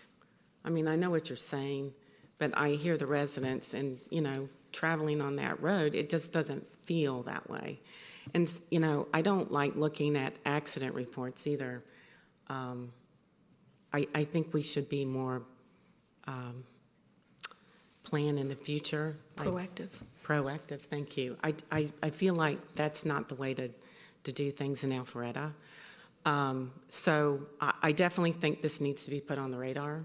I think Public Works needs to be notified, and they need to take a look at this. And, I mean, I don't think Independence is fully up and running yet. I think the senior class is being added next year, so which means there's going to be more crazy high schoolers driving on that road too. I definitely think it needs to be considered, and I think we need to prioritize that area. Thank you. Story noted up. We'll pass that along. Martine? Yeah, I just have two things. On that note, I would just hope that the people that spoke tonight submit it to Public Works and your councilman. Let them know. I mean, I think it's great to come and speak at these meetings, but I think you got to, talk and get it in the budget and find out when the sidewalks on Wills Road are going in and ask those questions. But they need to hear from you as well. I think the other question I have for Michael, because it was a terminology I was not familiar with until tonight, and in the pre-read when I was doing it and driving it today, this transitional category was new to me. And do we have another example in Alpharetta where that's been used? Because I honestly, it was news to me that was a wording that we'd used on a project before. Sure, we're always, every time we look at a request for a rezoning or even a comprehensive land use plan amendment, we're always looking at what is the surrounding development pattern. And so I don't know that transitional zoning, I don't know that we've particularly used that with respect to other public hearing requests or anything, but we looked at this particular area.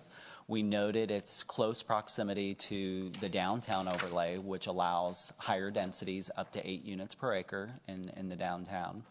And we also noted the medium and high density in that particular area, the pocket that is adjacent to this property. And so that we viewed that area as transitioning from the very low and low densities that you have further west out Mid-Broadwell Road.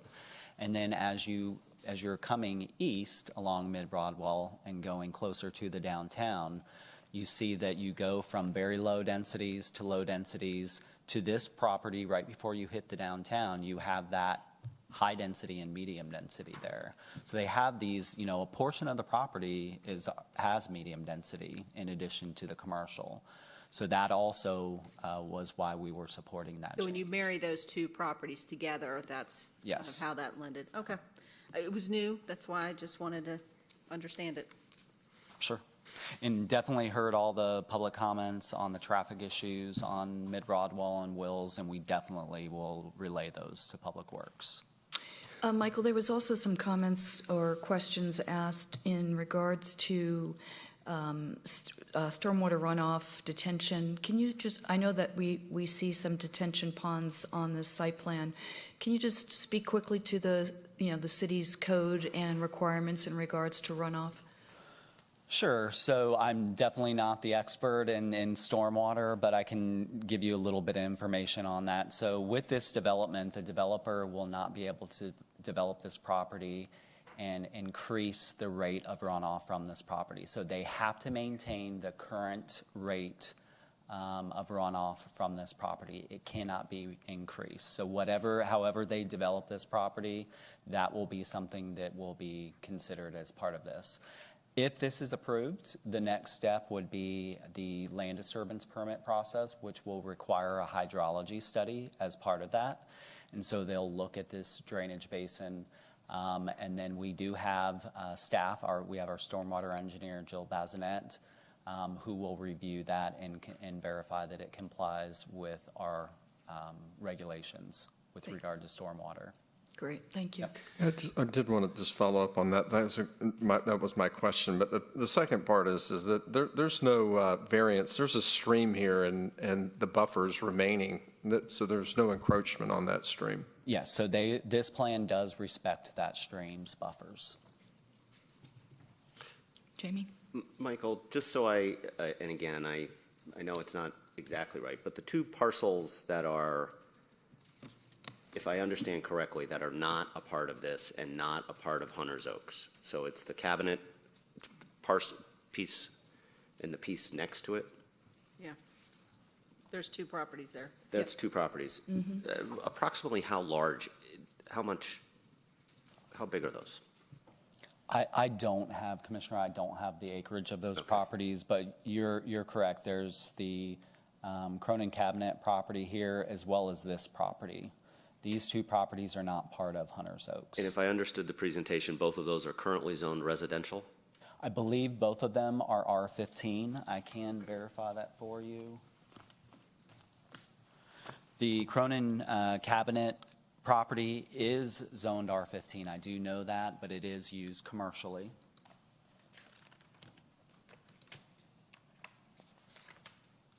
And the other property is also zoned R15, this piece.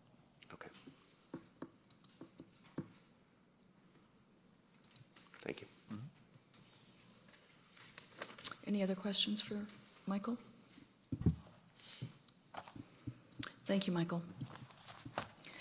I will turn this over to the board for discussion and a motion.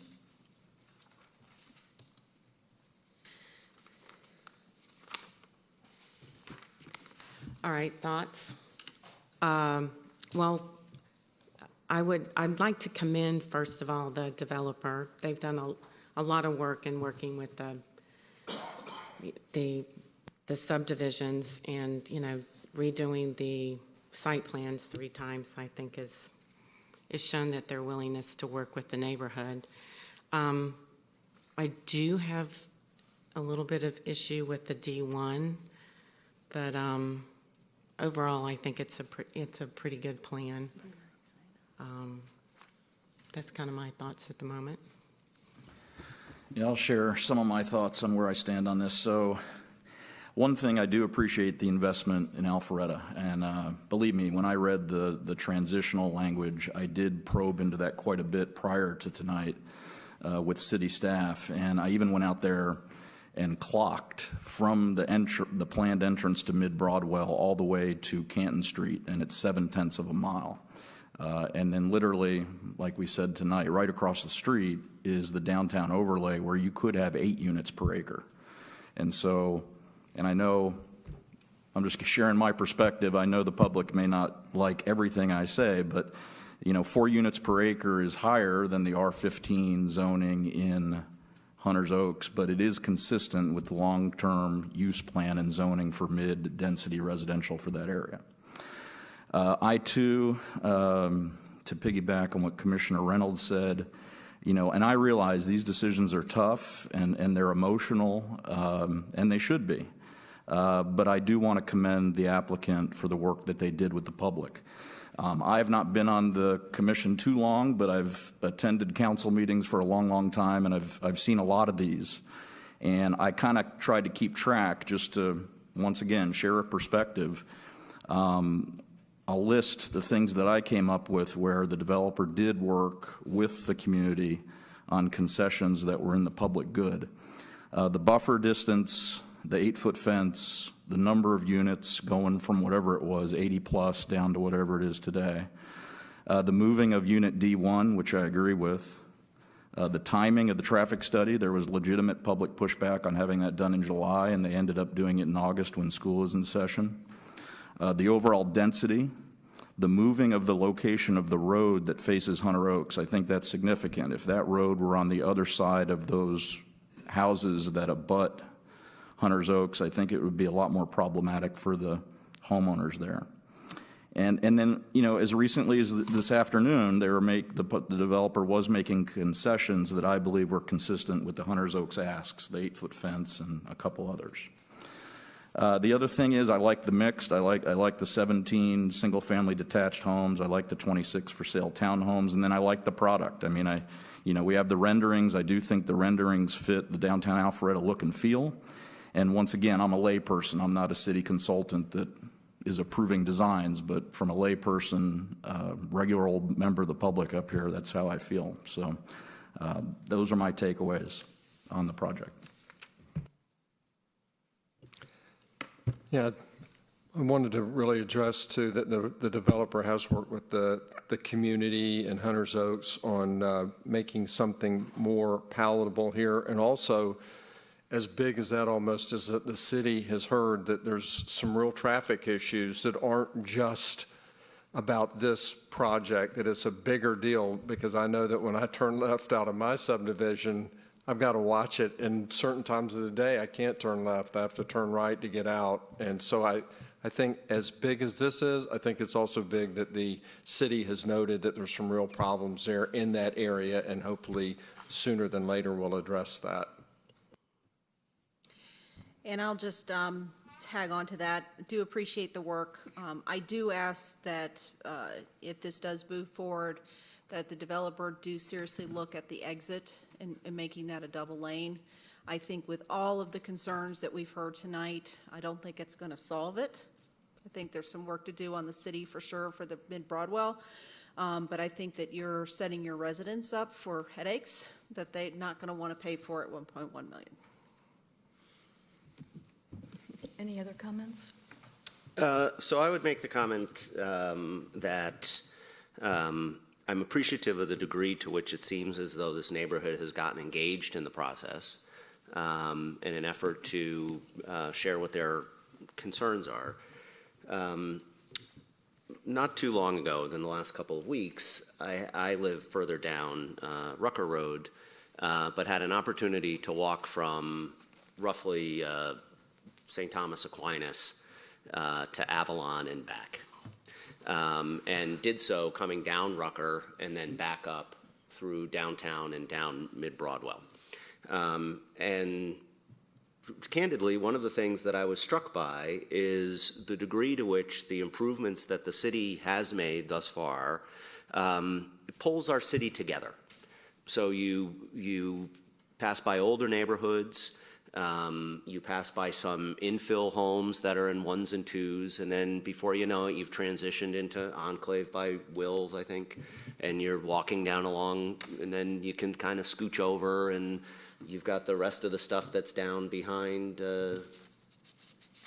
whatever the Pure, and then you're on the Alpha Loop, and it's lovely.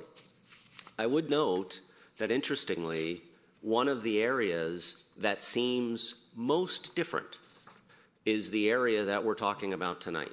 It's once you get west of Wills Road going down mid-Broadwell that there are some areas that feel less connected. And so as we consider what these projects are, and as clearly we're getting a little more knit together, I do think it's important to kind of think through how these changes will impact that, but mostly, what are we doing to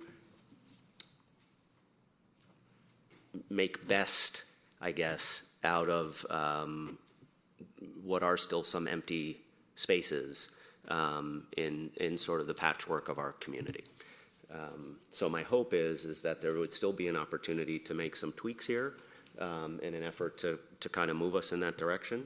And then I do think that, maybe a canal system instead of roads, or a roundabout at the cabinet shop. But clearly, traffic is going to be an ongoing issue. And one of the benefits, again, looking at some of the completion of this, is that there is somebody who someday will call some portion of that property home. And my guess is that when they're walking the floor plan, they're going to be as excited about their proximity to walking downtown as they are about ever worrying about how they're going to make a left turn out of there. And I can't prioritize which of those for them, but hopefully we're working towards solutions that make both of those things good. Well, I think I will agree with all the comments that have been made. I think they're very thoughtful, and I do commend the applicant for the amount of time that you spent with the Hunter Oaks subdivision. Clearly, that is a rezonings, you want to have good neighbors, and you want to, it will definitely be a change, but I think the amount of effort put into putting together a project that is as much of a win-win as possible, I commend you on doing that. I am ready for a motion. Anybody?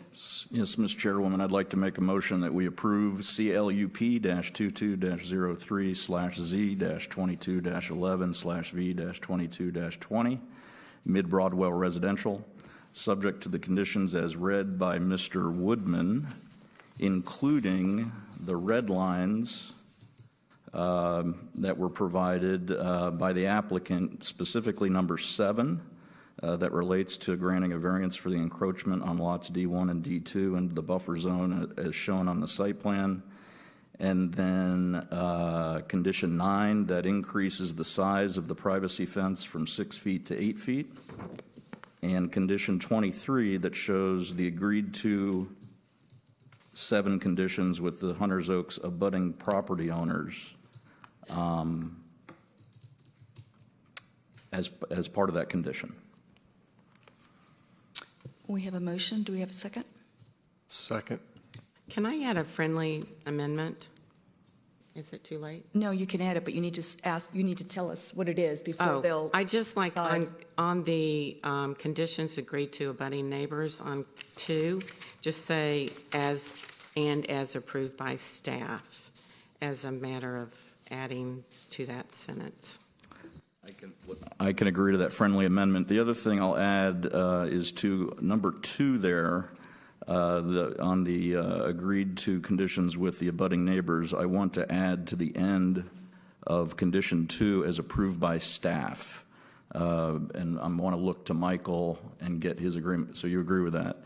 So that relates to, for the public record, the developer will leave as much of the 25-foot buffer along the Hunters Oaks property line as possible undisturbed as determined by the grading and utility plans. In those areas which will be disturbed, the developer will replant those areas to buffer standards per the City of Alpharetta code, and I want to add as approved by staff. So what that means to the public is the developer just can't do this. They have to do it and then get it approved by staff, or else they, pay a penalty for that.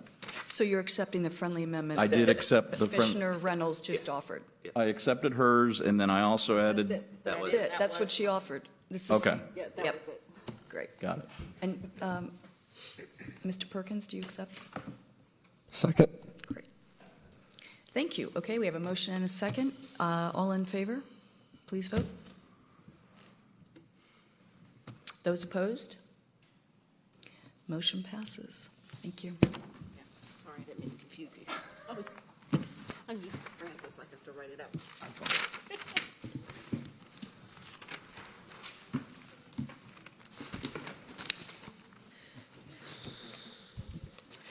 I will ask the board, we've been here for almost 2 hours. We still have 3 more applications to hear.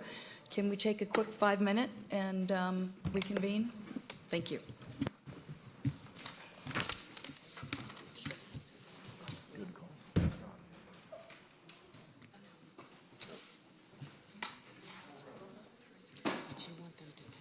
Oh, who else was in there?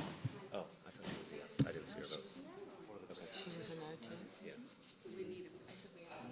No. Yeah. Well,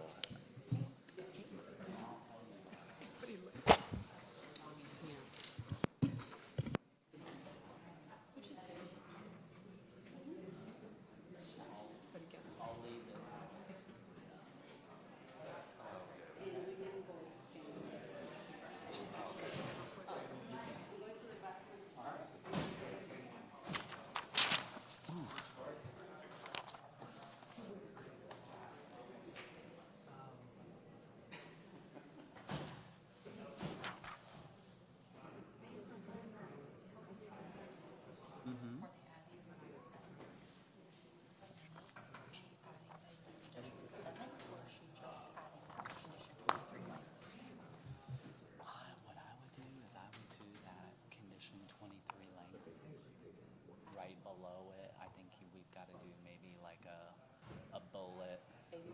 Yeah, something like that. We want to call it, you know, Hunter's Oaks agreement, whatever they called it. Yeah. But just add them, but not as separate conditions. Yeah, I wouldn't do them as additional numbers to what's already there. Yeah, yeah.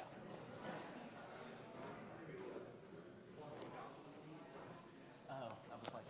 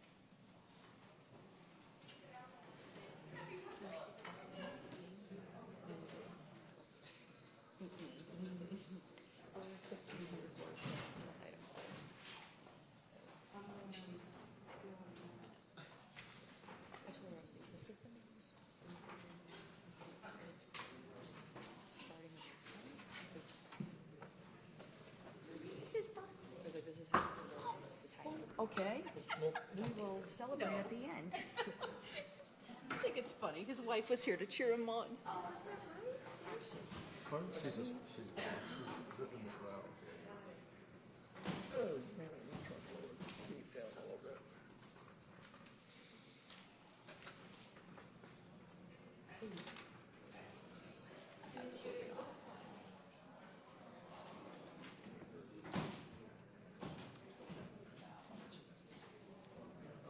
Oh, okay. Yeah. I didn't realize it was the same thing. That's okay. That's all right. No worries.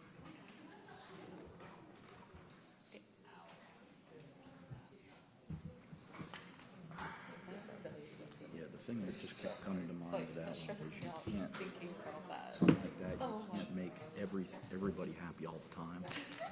And I even wrote down, that Pamela who wanted the D1 removed, she said, except for D1, I'm not opposed to the latest design. And that's what kind of got me. And then I kind of got down to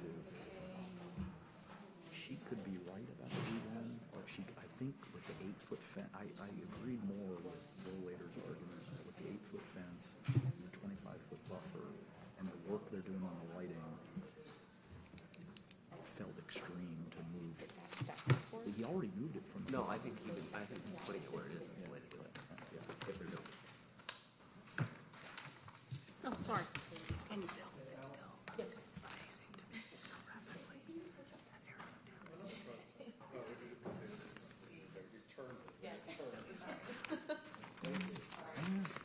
And well, and I don't drive that all the time, but between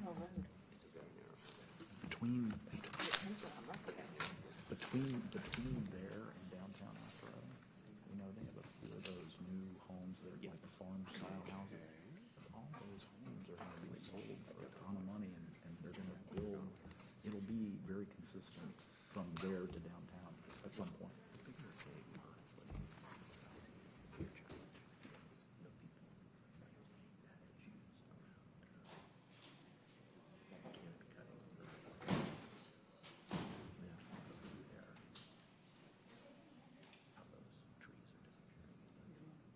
Over there, like across the street from the Maxwell, is that where you're talking? No. Down the street past the art center. Oh, yeah.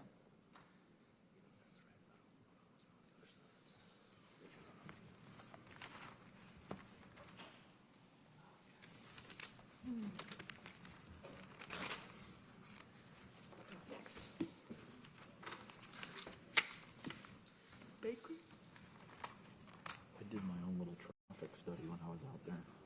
I was out there yesterday at 3:30, and I was kind of on Mid-Broadway, right across the street from the cabinet shop, and maybe a couple houses down, west of the cabinet shop, on Mid-Broadway at 3:30, and I started my stopwatch, and I wanted to see how long it took for 50 cars to go by.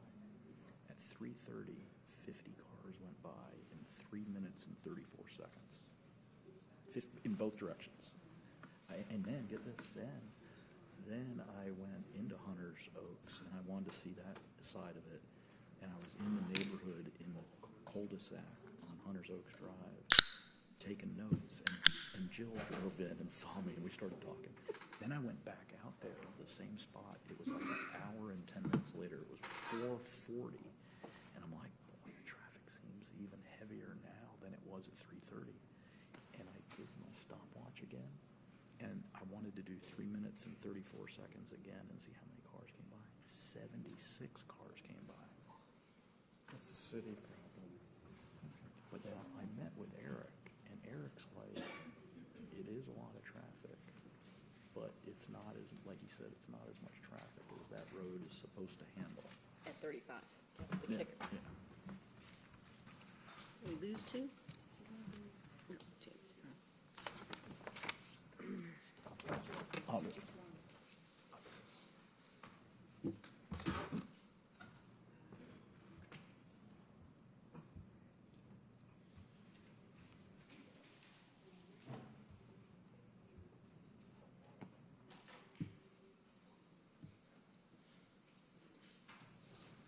What?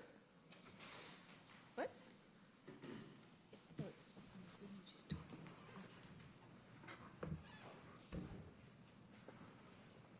You wanted me to she might be in the restroom.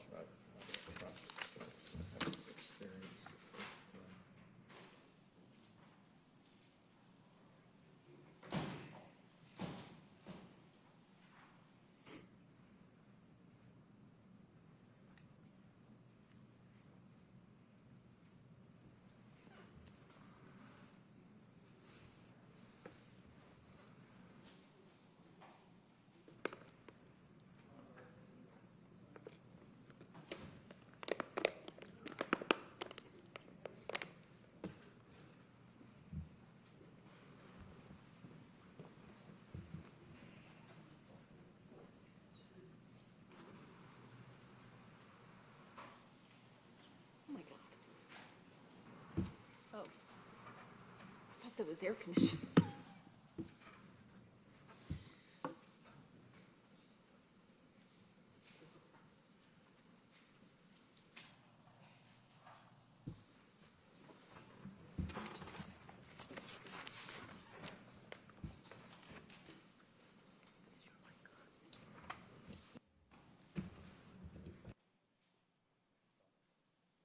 Great, I think we're ready. Sorry, thank you for indulging us a little bit of a break. We're moving on to CU-22-08, and I know I'm going to butcher the pronunciation. Pavlova? Perfect, okay. By Marion /302 North Main Street. And Mr. Woodman, thank you.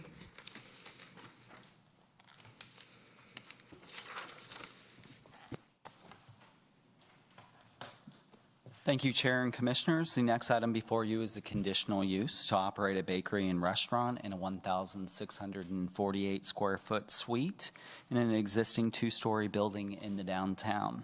Conditional use is for Pavlova by Marion, which will serve as a coffee shop, bakery, and restaurant. Coffee shop is categorized as a restaurant for the purposes of zoning. Property owner intends to use the second floor of the existing building for a professional office, which is a permitted use in the zoning. Do you have the location map on the overhead? This property is located at 302 North Main Street on the west side of North Main Street and north of Mayfield Road. The property is about a third of an acre, a little more than a third of an acre, zoned O&I, office institutional. Property was developed in 1955. It was previously used as a duplex or apartment. It was a rental. Two-story, 2,960 square feet, so just a little under 3,000 square feet. The building was actually developed on the rear of the property. So this is the applicant's. This is the site plan, the property, the building actually. This is North Main Street here. And the building sits in the very rear of the property. There's existing asphalt area here. The developer proposes to stripe off that area and improve it with the required landscape tree islands. The comprehensive land use plan designation of the property is mixed-use live work, which allows the proposed use. As it relates to Pavlova by Marion, this is a new concept serving baked goods, coffee, and other prepared foods. The applicant proposes to occupy the first floor of this existing two-story building. The service area, the applicant did provide an elevation, new front elevation of the two-story building, as well as floor plans. There is a 400 square foot service area within the coffee shop bakery that will accommodate a small number of tables and chairs, but nothing significant. Hours of operation on the applicant's initial application were Monday through Sunday, 10 a.m. to 8 p.m. The applicant has indicated that they would like a little bit of an extension on their busier days, which would be Thursday through Saturday, and they have presented that change to the board. You should have a copy of that requested change, and I'll note that when we get to the conditions. The applicant anticipates up to 3 employees for the business. There are 16 parking spaces depicted on the site plan. The downtown code would require 7 parking spaces for all uses. And as I mentioned, there is a proposed renovation to the exterior facade of the building, and that is shown here.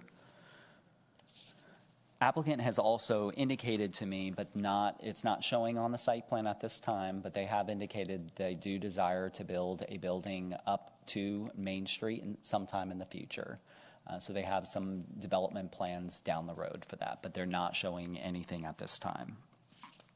Of course, we reviewed this against the review criteria for a conditional use. We think that the proposed use would be compatible with surrounding uses and other locations for this business, which are situated along commercial corridors or in a downtown, and we believe that this business will add to the variety of bakeries and restaurant offerings in the downtown. We did show this to the public at the September 14th Community Zoning Information Meeting, and we did receive 1 comment in support of the request. With that, staff is recommending approval of the request subject to 6 conditions. Condition 1, restaurant bakery shall be added as a conditional use at 302 North Main Street and limited to no more than 1,648 square feet. 2, conditional use approval shall be limited to Pavlova by Marion. No additional restaurant or bakery uses or subleasing shall be permitted within the approved space. Condition 3 are the hours of operation. The condition in the staff report states hours of operation shall be limited to Monday through Sunday, 10 a.m. to 8 p.m. The applicant is asking a change to the hours of operation. They request, I believe it was Sunday through Wednesday, 10 a.m. to 8 p.m., and Thursday through Saturday, 10 a.m. to 9 p.m. So they're asking to say open an hour later, Thursday through Saturday. And staff, of course, doesn't have a concern with that change. Condition 4, developer shall provide the required 10-foot landscape strip along the property frontage, parking lot landscaping, and 5-foot landscape strip along the north and south property lines as approved by DRB. 5, site shall be developed substantially similar to the plan prepared by Graded Engineering dated 9/21/2022. And 6, building facade shall be substantially similar to the elevation prepared by Atrium Design LLC, dated 4/11/2022, with final approval by DRB. And that concludes the presentation. If you have questions, I'm happy to answer those. Thank you, Michael. Are there any questions from the board? Again, tell me again the hours of operation again that we are asking to, Sunday through Wednesday, 10 to 8? So the applicant is asking for a change to that condition number 3. It would be Sunday through Wednesday, 10 to 8 p.m., 10 a.m. to 8 p.m., and Thursday through Saturday, 10 a.m. to 9 p.m. So an additional hour Thursday through Saturday. Any other questions? Just a general question. Is that where the state's doing all the road work on North Main Street? Is this, the house is there, isn't it? Yeah, there's a building on the property currently, and Will yes, that- GDOT. Any of that GDOT work affect any future plans that they may have? So the acquired right-of-way and construction easements are actually shown on their frontage here, and this does not impact their ability to use this property as it currently sits. So this is the right-of-way that was taken by GDOT for the project, and this is construction easements, the darker area here. So it doesn't impact anything that's shown on this plan currently. Thank you, Michael. Do we have any comment cards? Oh, I'm sorry. I'm skipping ahead. Would the applicant like to come forward?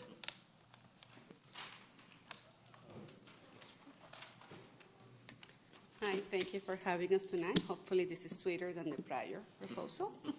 So we are here representing Ms. Marian Ordaneta. My name is Yalexis Severit. I live in 285 Pebble Trail, right down the corner in Alpharetta. And well, our proposal, as Michael mentioned, great description, is just for a bakery type of coffee shop. And we are bringing just something sweeter to downtown Alpharetta. It's going to be colorful, beautiful. The property is currently very neglected, so we are looking to bring something prettier, respectful of Alpharetta's style and diversity. And the request for the extra hours is to take advantage of the food truck nights traffic, normal Fridays, Alpharetta downtown traffic as well. Of course, Saturdays is a time where everybody tends to go out to eat. I live in the downtown, and I can attest that those are the busiest nights that I get to, to get to drive through to get to my house. So that's all we have. Thank you very much for having us. I hope this is something that appeals to the board to approve tonight. Great, thank you. Any questions that you might have for us? Can you confirm that you are supportive of the conditions, staff's conditions? Yes, we are supporting of everything. We just have the amendment to that hours of operations, if it's possible. Any questions for the applicant? Just a comment that I drove down to see the building, and it is somewhat set far back. So I was concerned about, making sure that you're visible and you make sure you're advertised well. But then I heard from some people how wonderful some of your items were, and that you have quite a good following of people. So I wish you the best. Thank you. And I hope you do really well. Thank you. We really appreciate your comments. I just have actually a personal question. The hours in the morning, 10 a.m. for bakery seems a little late. Well, yes, and in the study came from what they determined is the time when people just, or mothers that drop the kids at school, then come by to have just a cup of coffee and a pavlova for, some meetings, or that's the target audience for But do you want to limit yourself to that? Do you want to say 8 to, Yeah, that'd be fantastic if we can do 9 to 8, but it would be like, that would be our max. They bake, they plan to bake on the place. So that'll be baking hours. They will be probably inside, but not open to the public. So the open to the public time would be 10 to 8 during Sunday through Wednesday. That's not how it's written. yeah. So I just was wondering, we'll ask Michael on that. Okay. All right, thank you. Thank you. Do we have questions for staff? Well, do we have any public comment? Thank you. Do we have any public comment? I don't. No? Okay. Anyone in the audience would like to come forward and speak in favor? No? Okay. I'll close the public hearing. Do we have any questions for staff? Yes. Go ahead. Michael, just a clarification for you on the hours, condition number 3. It says hours of operation, so the way I understood it, she'll have bakers coming in early. So I'm just concerned that operation is not necessarily doors open for customers, but they're going to be operating. Typically the hours of operation are the hours in which they're allowing customers to come to the business. We really would not have concerns with changing the hours of operation. We typically follow what is submitted in the application for the business, but it's not going to hurt anything to do a start time of, say, 8 a.m. I think it just gives the applicant some flexibility. There's no particular reason why we would oppose that change. So even if we put it in here, they may still want to start at 10. They could, yes. It doesn't require that they start at 8 a.m. Just gives them flexibility. Yeah. Any more questions? No? Great. Thank you, Michael. Okay, I will turn this over to the board for discussion and/or a motion.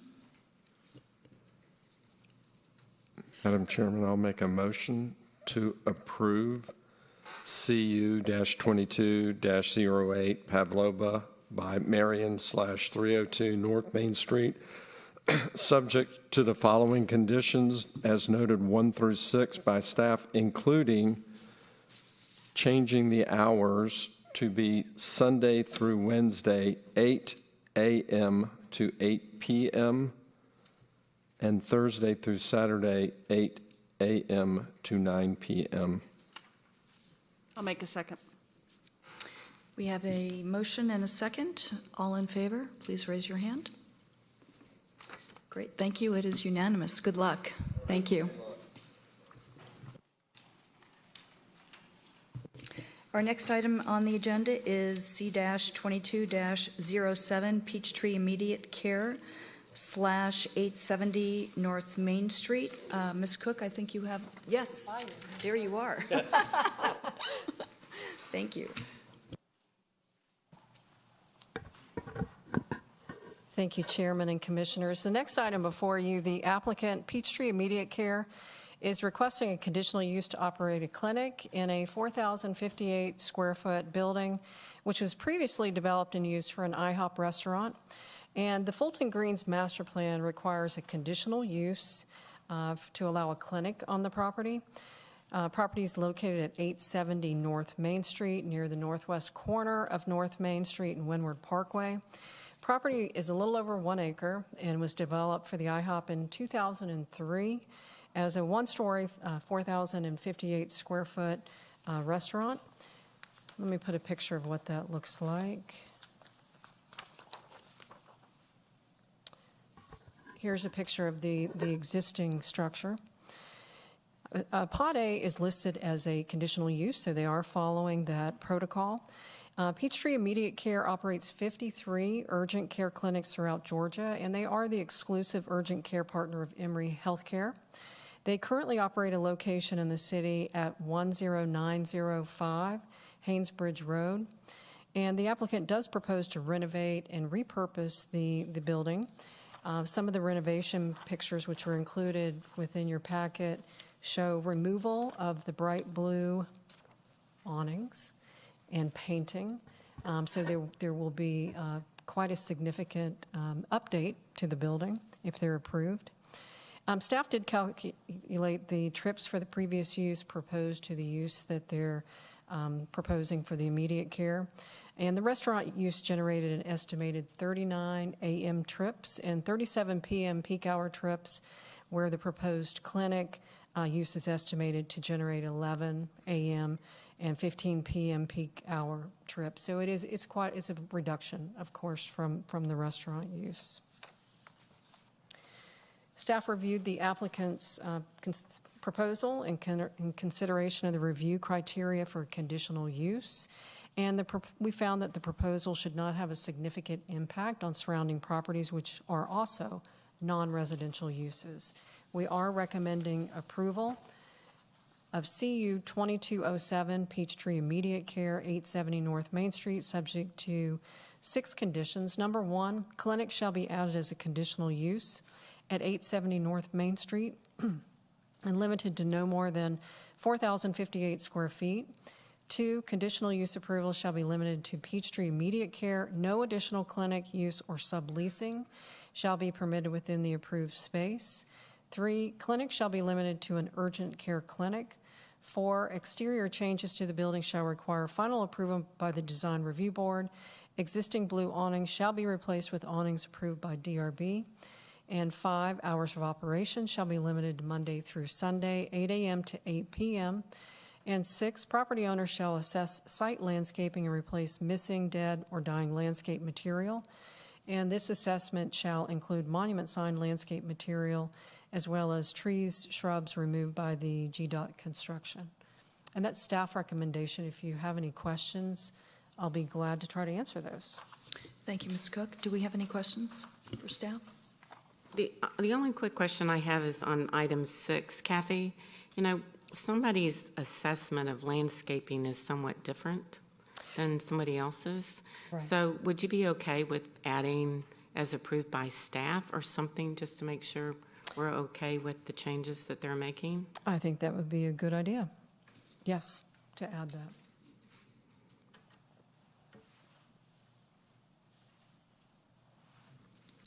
Okay, great. Would the applicant like to come forward, please? Thank you.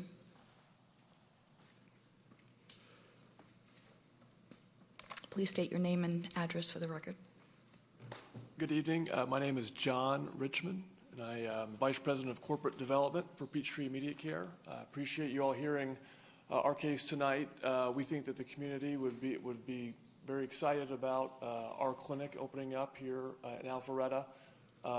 We provide convenient, non-emergent health care 7 days a week, 8 hours or 12 hours a day as an alternative to the ERs.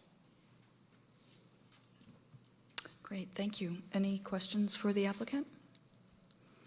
No? Okay. You are comfortable with the 6 conditions that are proposed by staff? Yes, we are. Great, thank you. Thank you. Is there anyone in the audience that'd like to come forward to speak on behalf of the application? Okay, seeing none, I will close the public hearing and turn it over to the board for discussion or a motion. Well, as somebody that used to frequent the IHOP, I was really sad to see it leave.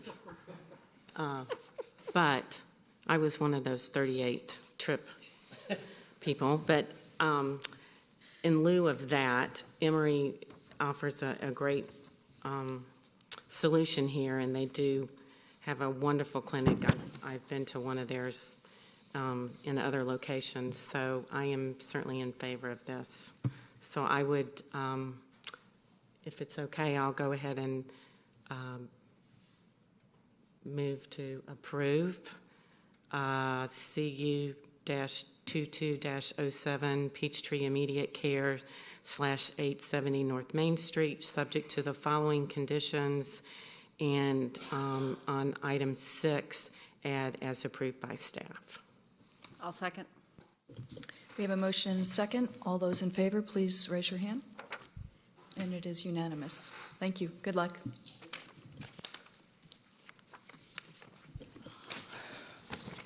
Okay, our next item is MP-21-10/Z-21-12/CU-21-14 Continuum. And Ms. Cook, you have this one?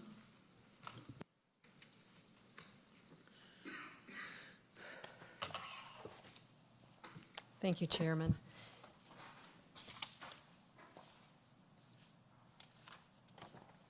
The next item, the area is shown to you on the screen. And the submitted request, if approved, would allow for the construction of a 51.86 acre mixed-use development consisting of 1,325,299 square feet of office, of which 517,399 square feet are existing, 73,800 square feet of retail restaurant use, 98 for-sale townhome units, and 280 for-rent units. The density that's proposed is 7.29 dwelling units per acre, and a master plan amendment is requested to Phase 2 of the Oxford Master Plan, which was originally approved in 1988, and a rezoning is requested from O&I to MU.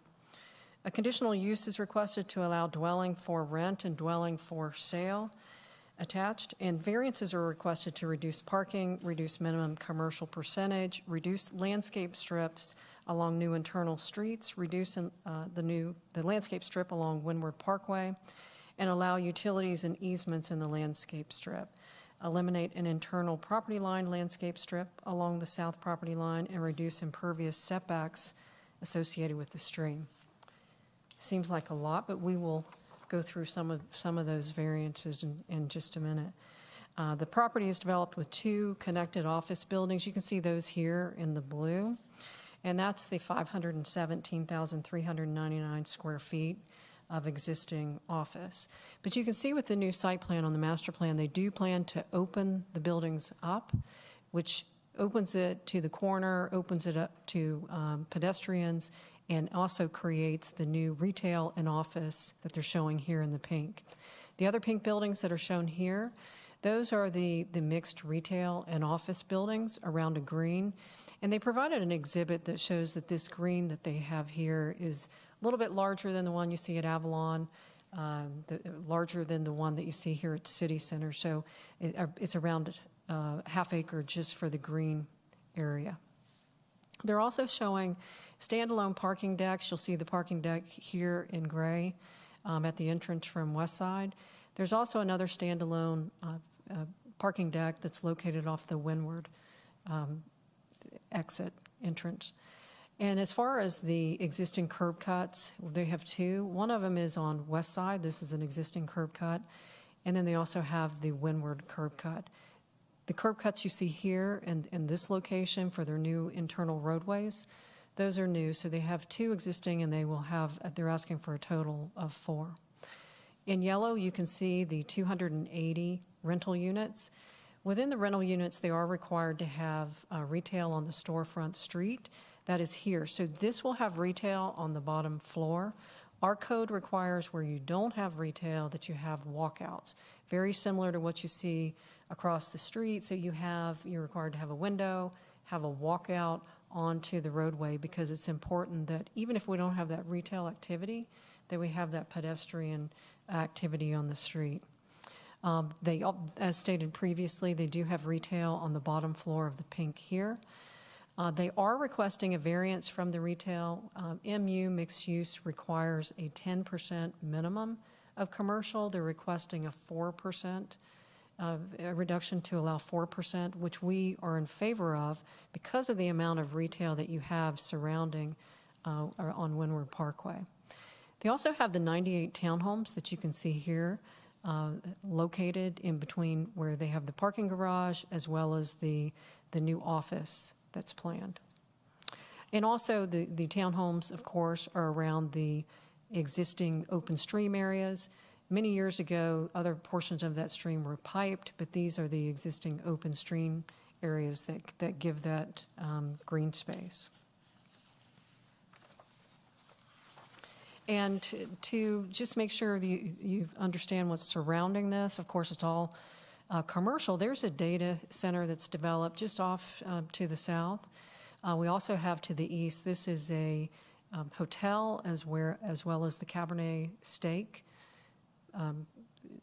the steak restaurant. And then also, of course, to the west, that's commercial, and to the north is commercial. So there's a lot of surrounding retail around this property. As I mentioned earlier, the Oxford Green Master Plan was approved in 1988 as an office park. At that time, in 1988, there wasn't a lot of mixed uses approved, so it was just a heavy office approval, and it was just small incidental retail uses, very specific to the retail that was approved. This is known as Phase 2 Oxford Green.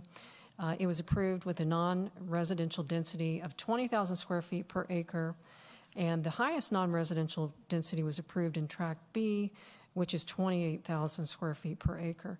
So there's approximately 1,515,215 square feet of non-residential entitlement, which remains on this property. Very heavy office approvals in the 1988 master plan.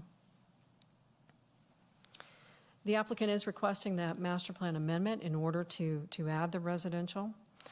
And as previously stated, there's a few variances, and quickly to touch on those, the parking reduction that they're requesting is from 6,693 spaces to allow 5,020 spaces. This is a 25% reduction, and this is very similar to what we've seen at other mixed-use developments. It's also what we're seeing as office has changed somewhat after the pandemic. We think about Global Payments, which is very close to this location. After they took 220,000 square feet of office, and then they subleased almost half of that, because what they're doing is doing what's called a hotel space, where you have employees that check in, reserve the space for the day. So that's something like what we're seeing, as well as the hybrid work week. But this is something that's very similar that we've approved at other mixed-use developments.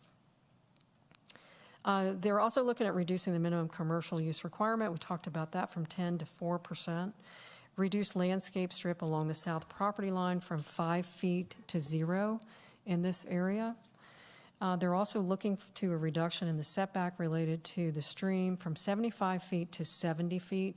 And they did provide some exhibits that pretty clearly showed that they're actually removing some of the parking that's currently located, the parking lot within that stream, and there'll be minor encroachments in order to be able to remove some of that existing pavement. They're requesting to reduce the landscape strip along Windward Parkway from 20 feet to 17 feet for a 46-foot section. And that's just a small section here. It's only 46 feet, and that's just because the right-of-way line jogs. So a very small portion up here that they would need to do a reduction. They're also looking for a reduction on the internal streets just in some areas. And if you think about if you're on Avalon Boulevard at some of the retail, there's not really a 10-foot landscape strip in between the street and those storefronts. That's what they're looking for here, is a reduction where it abuts with that retail to be able to have that reduction. They would still have some shrubs, but not a 10-foot barrier landscape strip. Existing buildings, they're set back 72 feet from Windward Parkway and 130 feet from West Side Parkway, so it's quite a big setback. So some of the renderings that they've given us are specifically, they're trying to draw people into this area. So breaking this building up into two and providing this activity area is one way to activate that intersection and activate the site.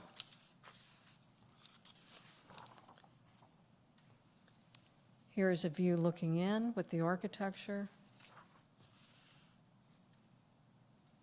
Another rendering, and all of this was submitted as Exhibit A. We'll reference that as part of the conditions regarding the architecture.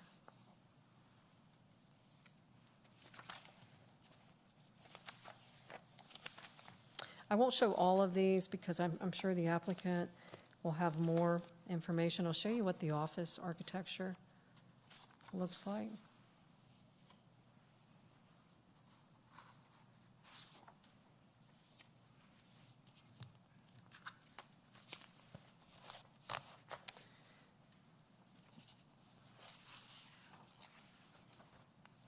Also, is requirements for open space. They are meeting the requirements for open space, and I'll put that plan here.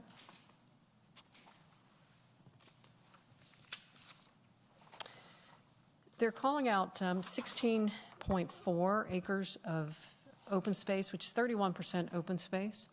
The MU district, which is a little bit different from the North Point Eco District, it requires a minimum of 10% civic space, as well as 1 acre of open space per 100 population generated by the residential uses. So if you use census information, 2.76 residents per dwelling unit is how we calculate the acreage that's needed in order to meet this requirement. And this is not a requirement that we have within the North Point Eco District, so that may seem different from the previous mixed use that you looked at, but that has a different requirement. They are meeting this requirement. Since the U.S. Census estimates 2.76 persons per household, 10.43 acres of open space is required, as well as 5.19 acres of civic space, total of 15.62 required, which they have met with the 1604. Also, the applicant did note that areas that were clouded in the site plan are the tree save areas. And we do have conditions, if it's approved, that they should look for additional tree save areas for healthy trees that may exist. There's some trees along West Side Parkway that they plan to incorporate, and as well as within these stream buffer areas and some areas along Windward Parkway.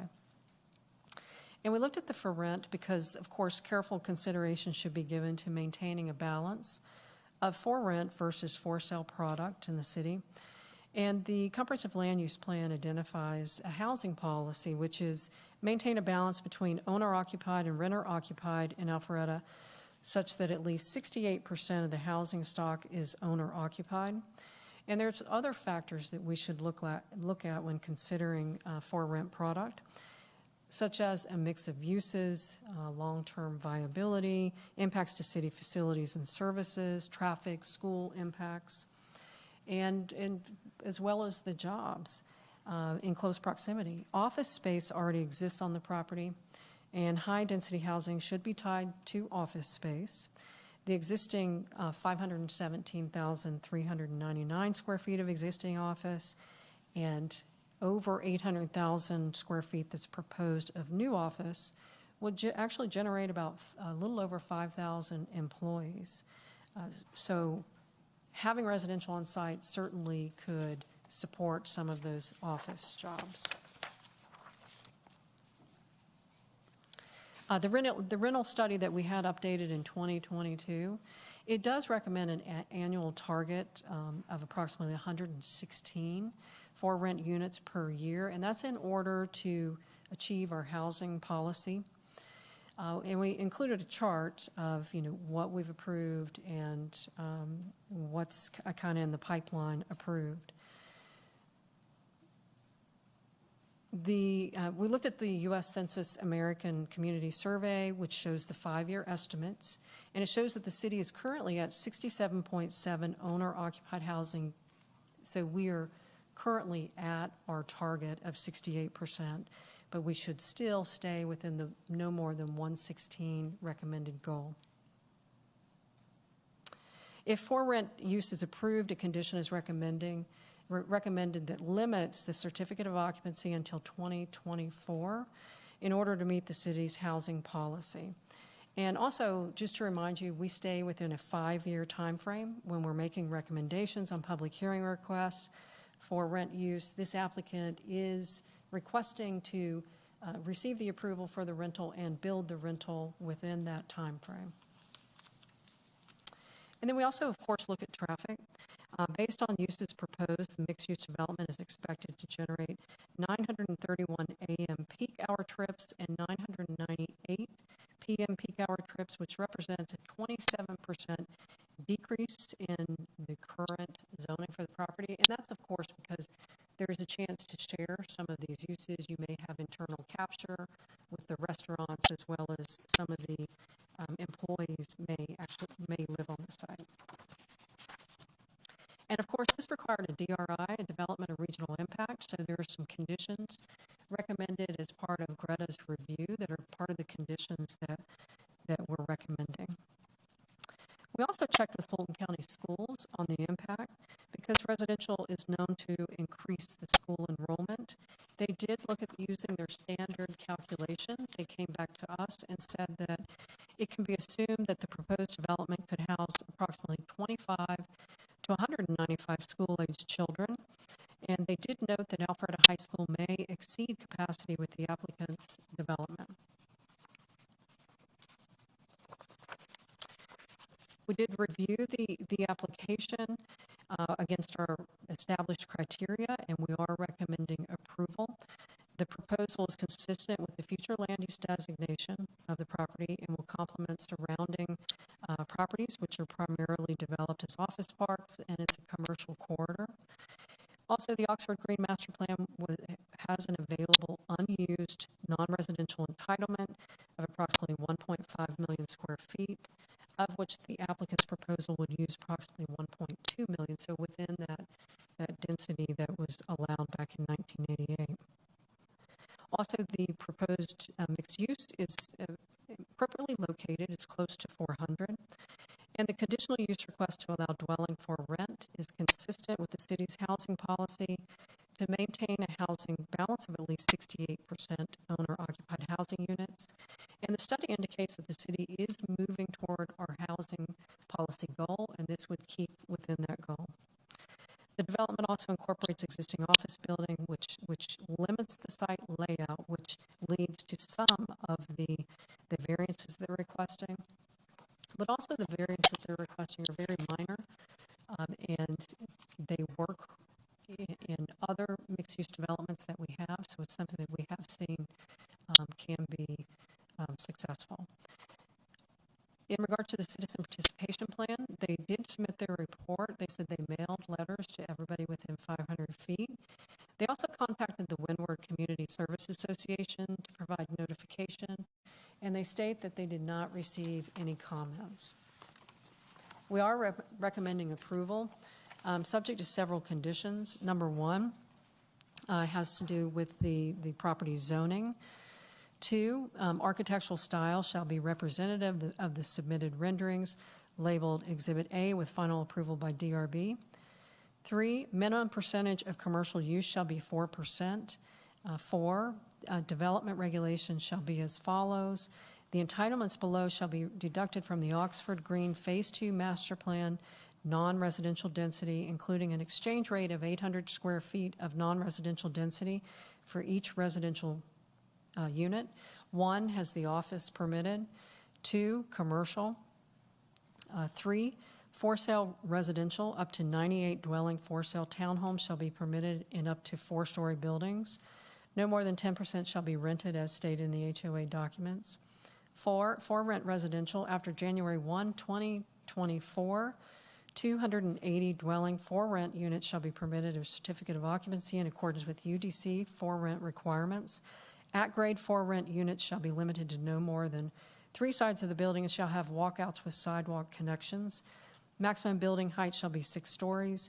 Units shall be studio 1, 2, and 3 bedrooms with no more than 30% of the units being 2-bedroom and no more than 5% being 3-bedroom. For rent units shall be constructed concurrently with a minimum 193,200 square feet of office, which may include the rehabilitation of the existing building. A certificate of occupancy shall not be issued for rental units until 193,200 square feet of office has been constructed, rehabilitated, or in substantially under construction rehab as determined by staff. And then Of course, the requirements that we usually put, you must be part of a 50-acre a mixed-use development. 5, parking decks, maximum 8 levels, substantially as depicted on the site plan prepared by Kimley Horn, dated 9/26/22, except that parking deck height shall not exceed the finished height of the building it serves. Decks that are visible from Windward Parkway, West Side Parkway, and Georgia 400 shall be treated with comparable materials and finishes as the building they serve. Screening of parking decks with evergreen landscaping of sufficient size shall be required. And then 5 limits the uses within Oxford Green Phase 2, as well as 6, which has a list of service retail uses. 7, the minimum building setbacks. And 8, and this is something I didn't mention, which was pretty important, but although the applicant's requesting the reduction in parking, they are planning to build this parking deck that's located along West Side in order to be able to add additional parking if it's found that it's needed, 273 parking spaces. And that condition addresses that. 9, developer shall expand the sidewalk along West Side Parkway to 8 feet. 10 deals with the new internal streets. 11, pedestrian bridges, stairs, elevators, and escalators may encroach over and into public spaces, provided that they do not impede pedestrian circulation or safety.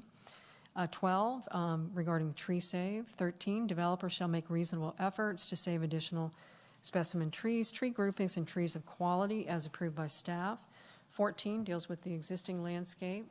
15, minimum requirements for open space and civic space. 16, the pedestrian and bicycle connections. 17, detention facilities shall not be visible from the public right-of-way, except as a decorative water feature as approved by staff. 18, what's required at the entrances, 2,500 square feet of open space with a focal point feature approved by the Cultural Arts Commission.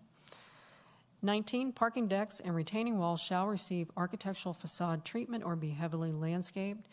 Retaining walls visible from developed areas exceeding 16 feet in height shall be terraced.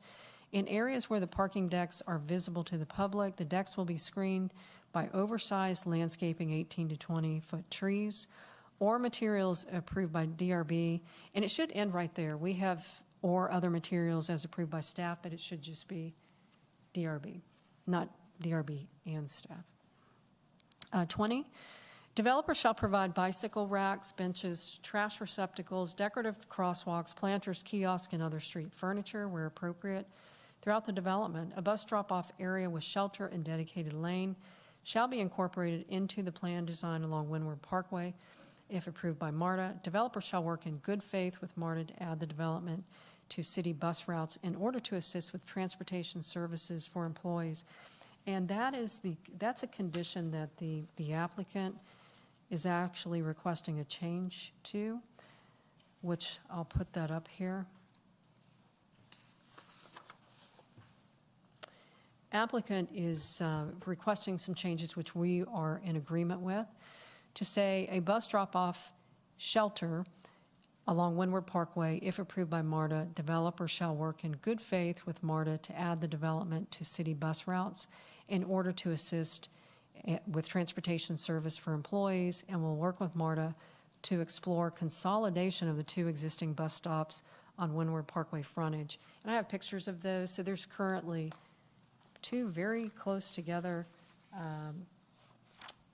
MARTA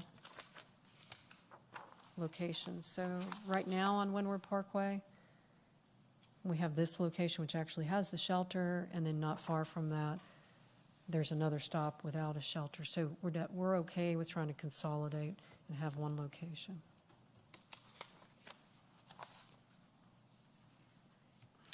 '21, prior to LDP, the applicant shall submit for approval a document to be entitled Continuum Design Standards. This document shall include elevations or architectural themes of buildings, specifications for street furniture, including benches, trash receptacles, lighting,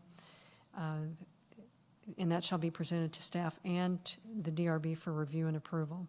22, plans for buildings, landscaping, and signage shall be subject to review and approval by the DRB. 23, backside of buildings or back of house functions such as loading or dumpster area shall not be visible from the public right-of-way. Parapet walls shall be used as needed to screen rooftop mechanical equipment and views. 24, at least one rooftop amenity shall be required within the development. Restaurants shall include outdoor dining areas. 25, regarding the streets being private. 26, requirements prior to the first LDP. 27, every plan that's submitted to make sure the calculation for ongoing density, open space, and acreage is included. 28, what's required on all site plans that are submitted. 29, in order to obscure parking lots, surface parking shall be screened from Windward Parkway and Westside Parkway with architectural features and landscaping with final approval by DRB. 30 deals with the landscape strip, as well as 31. And 32, provide detailed street planning for Windward Parkway, Westside Parkway, and new private streets. And then that's as approved by staff.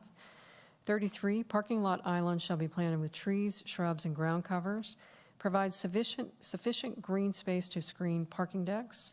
34 has different requirements to mitigate the stream impervious setbacks.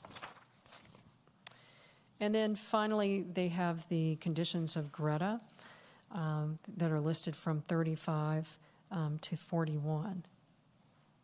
And that concludes staff presentation. If you have any questions, I'll be glad to try to answer those. Thank you, Ms. Cook.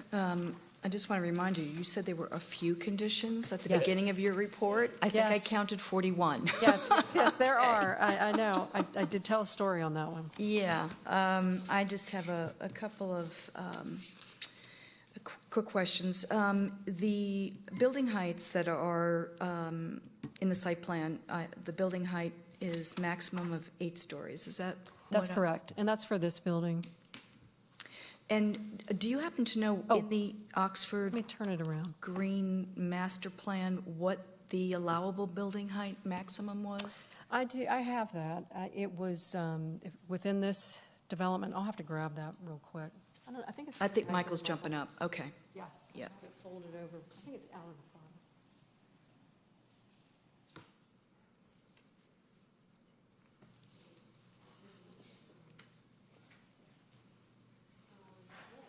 I'll ask you another question. Yep. Okay. There's one area that had 10 stories, but there's also another pod within Oxford Green that allowed a higher.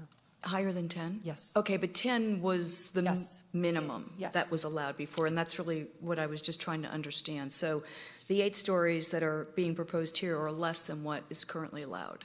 That's correct. Correct. Okay, that's helpful. You had put up some renderings of the office.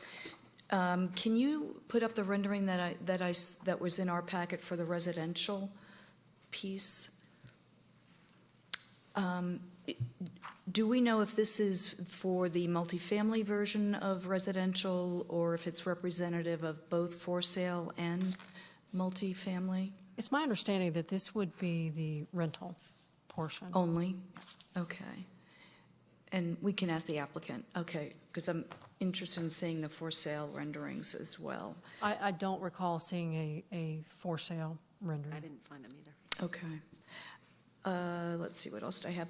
You may have covered this, and I might have not been listening, on the applicant's changes to condition number 6. There's some revisions there as far as uses, allowable service uses. You are correct. Let me put And that- is staff comfortable with what the applicant is requesting there? We are comfortable with the 19, 20, 21, 22, which is the financial services, daycare, pet care, and nail salon. We're not comfortable with clinic. Most of the time, a clinic is a conditional use.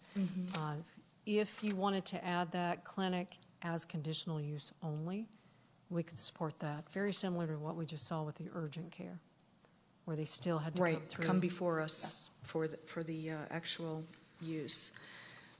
And one more question, I think, here, bear with me. The site plan with the, that calls out the green space, the open space, the multicolored site plan, which is really detailed, which is really awesome, but it's also really hard to read. It is. My question is, throughout the plan, I see call out for trails, multi-use trail. So if I'm looking at on the west side entrance, it's multi-use trail connection to the West Side Parkway public sidewalk. So that sidewalk is going to be expanded to 8 feet? Is that what I That's understand? correct. Okay. And then if you kind of follow that into the development,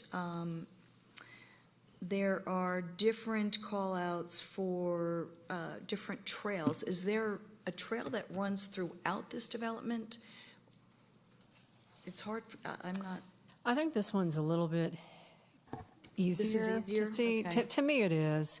And when I was trying to look at that very same question, and when you look, I thought this was a little bit easier to show all of those connections.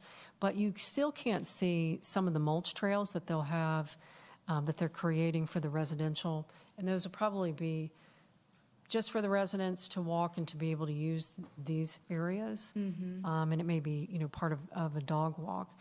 But you can still see that they have, the yellow is what is the trail, the path, the sidewalk. So it is all connected throughout the development.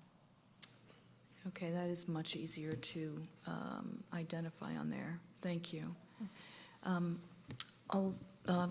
Yes, Todd? Yeah, thank you. Kathy, I can't believe I just noticed this as I was looking at this tonight and you were reading, and it relates to condition 4, number 3. I'm kind of a stickler to words, and why do we say up to 98 dwelling for sale townhomes? Why do we have the words up to in there? Because they may have fewer. I mean, they may end up having larger units and they could have fewer. What about for somebody like me that likes the fact, I was actually going to give kudos to the applicant for having, if they go with 98 for sale and 280 for rent, that means that the mix of for sale to rent, for sale is 26% of the total. If they were to come in with 20 units, I'm not sure I would like that as much as 98 on the for sale side. And they couldn't change, so the zoning, of course, is approved to a site plan. So anything else that if they did not build these townhomes, they would have to go back through a process. But I can see your point, because all of this, could be built. Because they could do fewer larger units, or they could just do 28 townhomes. Yes, but. Or 15, or. Right. And then we get into a situation where you go from 26% for sale to 5 or 10, which is. Right, and we tie it to a certain amount of office square footage, but we didn't tie it to a certain number of for sale. So you're correct. They could come back in, and instead of having townhomes, it could be more larger homes like Avalon that has more of a detached, but they would still have to have residential. But if you're trying to make sure they have 98, you can always put a minimum of 98. Well, then I'm going to yield to your expertise. I mean, do you think it's in the best interest of the city and the public to remove up to and make 98 very specific, or leave up to in there? I would leave up to, honestly, because it could be that they get reduced, but they may become, different sizes. Okay. Yeah. It's tied to the site plan. It is. There's not going to be anything else permitted besides for sale residential here in this area. Okay. And if it's a significant change, we have to bring it back. Okay. Thank you. Commissioner Zorinkis. Yes, so I do have a question. I did call Eric about this today. So my concern is the traffic exiting onto West Side Parkway, being that would be the only way to go southbound, other than getting on 400 or going all the way to North Point Parkway. It doesn't show there currently being a light, and he did say there would be potential of having one. It is a huge bottleneck of traffic going up there, and I'm foreseeing in the future, and I wanted to confirm with you, the intent by GDOT is still to put the express lane exit on West Side Parkway just south of there, correct? That's correct. So we'll have all of that I mean, additional. you're talking about trade winds Yes. and all of that.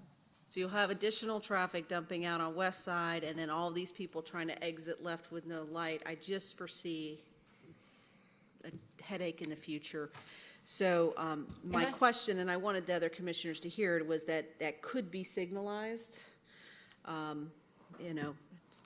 And you're right, when they come in for their permits, at the time they come in for their permits, we're going to have to take into account any of the GDOT work and the direct access and trade winds. All of that will have to be looked at. Okay. And it could be additional requirements. Because there's a lot of traffic going to that light at Windward Parkway to make a right to get on 400. It is only going to significantly increase.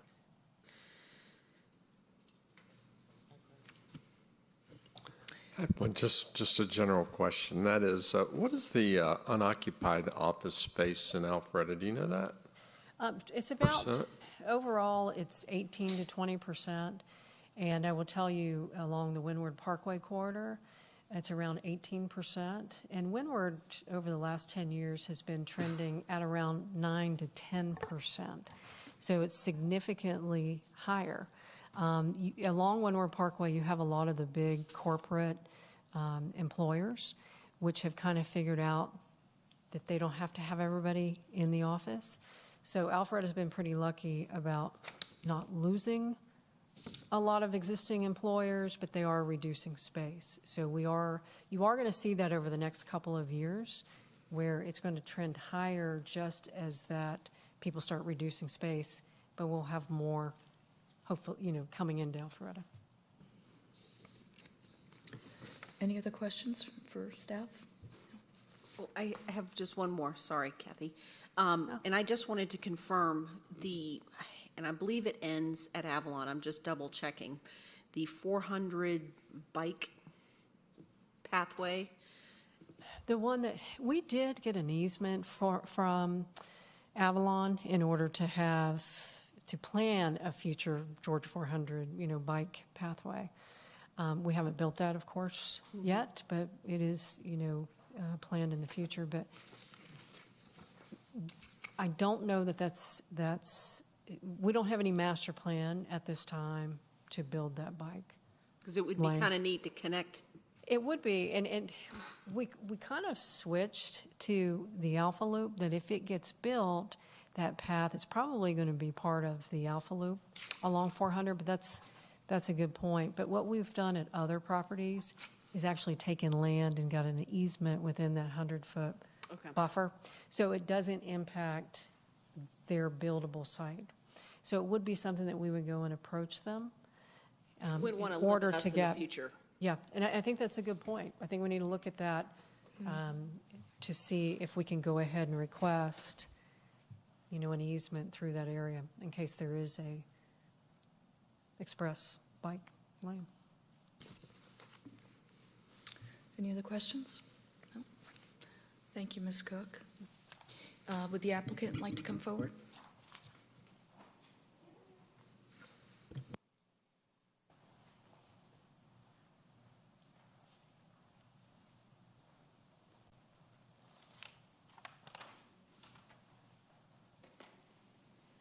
Good evening, Madam Chair and Commissioners. Julie Sellers. It's good to see you all. Thank you for digging into the details. We know you've had a lot on the agenda. It's actually a little earlier than I was expecting. So hopefully we can go through this and answer all the questions that you might have. But again, I'm Julie Sellers with Dillard Sellers. It's a privilege to be here. I am joined with a best-in-class team. This has been a really exciting project to work on. We've got Southwest Value Partners, and Joe is joined with some of his colleagues here. They are actually the property owners. So frequently when we are representing developers, they're not the property owners. So they have already made the investment in Alpharetta, and Joe is going to do the bulk of the talking. I'm just going to highlight a few things. We have Kimley Horn. They selected Kimley Horn. They are local. They are well experienced for both the civil engineering as well as traffic engineering, so happy to answer any questions that you have on those fronts. We have the Gensler design team. We have representatives from the Atlanta and the Los Angeles offices here with us tonight who have really worked on the master planning process, which has been going on for quite a while. And then we have the H-Gore team for landscape, and Stream Realty is the broker that has been working. So I've got some information that we can also share regarding office and why we think that this will actually be a great catalyst for the Windward Corridor.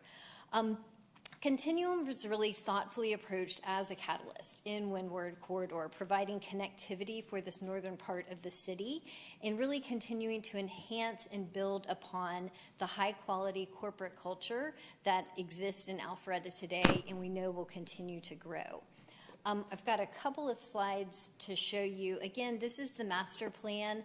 This planning effort has been undergoing different revisions. We have been working very closely with the city staff for the last 12 months. We had some plans in place, had some thoughts, and have really spent a lot of time, which brings us before you today. We believe we've got a great plan that really does have the appropriate mixture of uses. A couple of things that I did want to point out is some of the changes that we made. We reduced some of the office, reduced some of the residential, and added additional open space from when we first conceived the plan. Did want to remind you all that the comprehensive plan designates this property. It's one of the few, but it is one of the properties in the city designated for mixed use. And as part of that mixed use designation, the mixed use zoning category, as Kathy mentioned, has minimum percentages. So we are bringing the property into the vision expressed by the comprehensive plan. The code would say the residential component needs to be a minimum of 25%. We have 27%, so we are hitting that. Office at 25%, we are exceeding that. 10% of the retail or commercial, that is one of the variances we are asking for and have staff support to reduce that down to 4%. But I did want to just spend a few minutes. We know that the city is sensitive to the businesses that are already in place, and we don't want to detract from City Center, from Avalon, from North Point. We really do view this as a complement in a completely different district that is different. And I don't know about you all, but I have trouble just visualizing. If somebody tells me, you know, a half an acre in open space, I might be able to have a gauge, but we thought that it would be helpful to really give you a sense of the look and feel. And what you see in the bottom in the bottom slide, that's the city center green space plaza. That's about 0.3 acres as far as that green park area that people love to congregate. When you look at the restaurants around, that's a little bit less than an acre. So what you see on our site plan is a half an acre of the green space. That's the park area. And then we've got 2.5 acres of really concentrating that commercial around that. Just some other comparisons, the Avalon Phase 1 comparison, that's 0.12 acres of green space, and then Lakeview Park is about 0.38. Thinking about, again, the commercial uses, we are seeking less than what the code would suggest that we should have. Again, just setting the stage for you, we've got 51 acres, and reducing that commercial down to about 4% is putting us at 73,800. I, again, needed some comparisons, and quite frankly, when I looked at the comparisons, I was a little surprised. The numbers, when you look at Avalon, we've got 500,000 square feet. The Battery is even a little bit more. Halcyon, 500 square feet of entitlements. That certainly has not all been built yet. But when you think about Alpharetta City Center, we've got 26 acres that we're on tonight. And when you look at the amount of that commercial, it's pretty comparable to what we're proposing for our 51 acres. So I hope that that's a helpful just sort of point of reference for you all. I want to go ahead and touch on just one other thing before I turn it over to Joe, because that's who you all really want to hear from. But just touching on the office, we know that there is office vacancies. That's quite frankly part of a healthy office market, is to have some vacancies. But what we do know, and what the studies have shown in the Metro Atlanta area, is looking at the occupancy rate when you're within a half-mile radius of mixed-use centers. Those occupancy rates are significantly less than your standalone office park. So we really believe that the approval of Continuum, the addition of the residential, restaurants, limited retail is really going to be a really helping lift up the area around to help the existing office building owners keep and attract more tenants, because they will now have in close proximity an easy walk or an easy bike ride, a great new mixed-use designation, and we know that that has been driving the office market. So with that, I'm going to turn it over to Joe and let Joe tell you about Southwest Value Partners and Continuum. Thank you. Good evening. I'm Joe Bucher. I am the Director of Strategic Design for Southwest Value Partners. I'm based in Nashville, Tennessee. We have team members here, as Julie said, that live right down the street. We have many Atlanta-based team members, not just Alpharetta-based team members, people from across the country. We brought our team here. This is very important to us. So there's quite a cadre of folks behind me. They're also here to answer questions. So if we get into any specifics, things like that we can go through absolutely in detail. And I want to, thank you for obviously seeing us today. We're grateful to come before you and to unveil Continuum, talk about the merits of the project. And we really do appreciate how much time we've spent with staff to really go through what we think is now a much better plan as we've gone through. I'm actually going to correct you, 18 months worth of work at this point. We purchased the property 20 months ago. So this has been a really very thoughtful and careful process for us as we thought about what really makes sense in this specific location. And this really becomes part of what we are as a company. So just tell you a little bit about us as Southwest Value Partners. So we are a private real estate firm based in San Diego, California. Our development design construction office is in Nashville, Tennessee, which is where I'm based, and most of our managing partner is based as well. We deploy teams directly to these projects. We own things for a very, very long time, and we care very deeply about them. Our most well-known project is Nashville Yards in Nashville. That is where Amazon landed during the HQ2 search in 2018. So, why do we have office in this?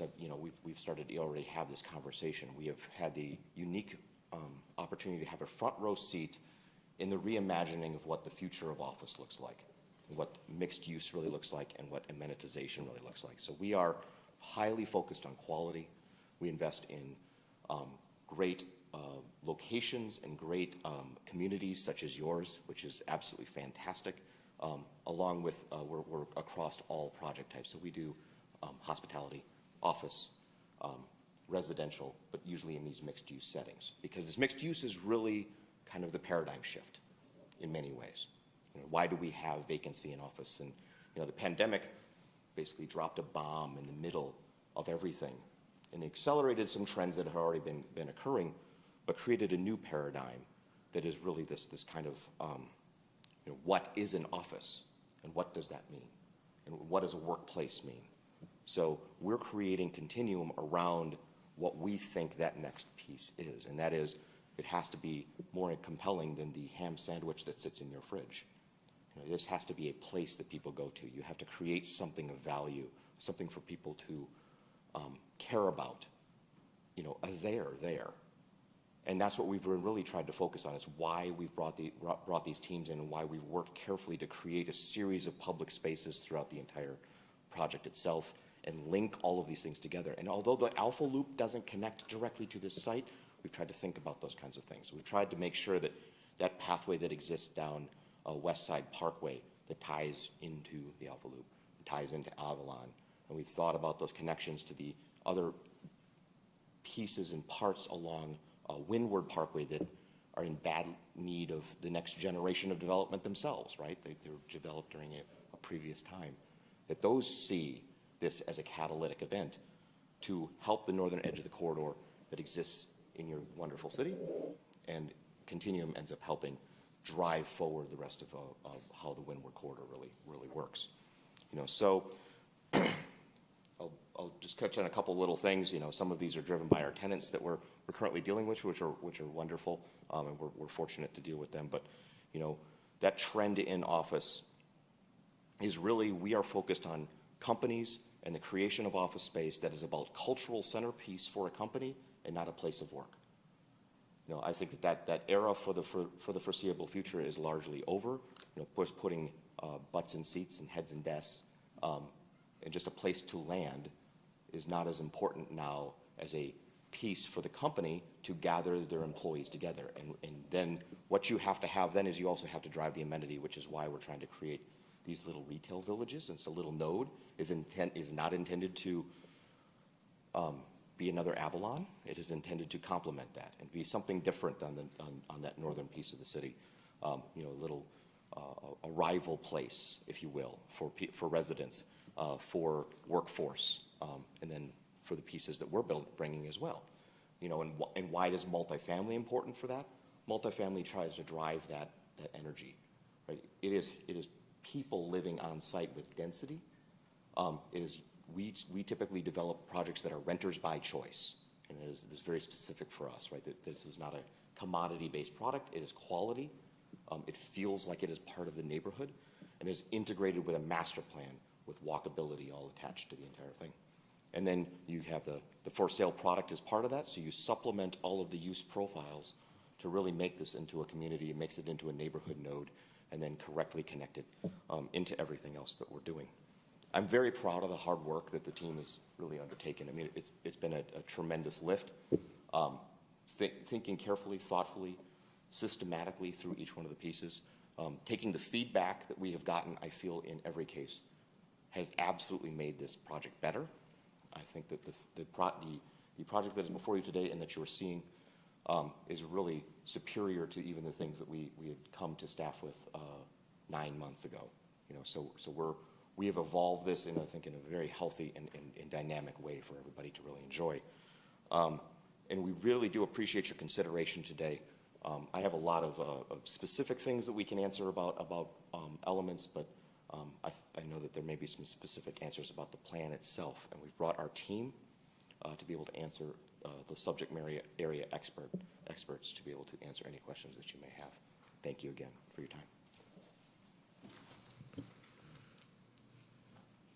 And I'm going to take just a moment to go through, these are in your packet, but I did want to go ahead and just talk kind of big picture again, activating that corner, opening up the corner to really bring life to that corner. Right now, the HP building, it's hidden.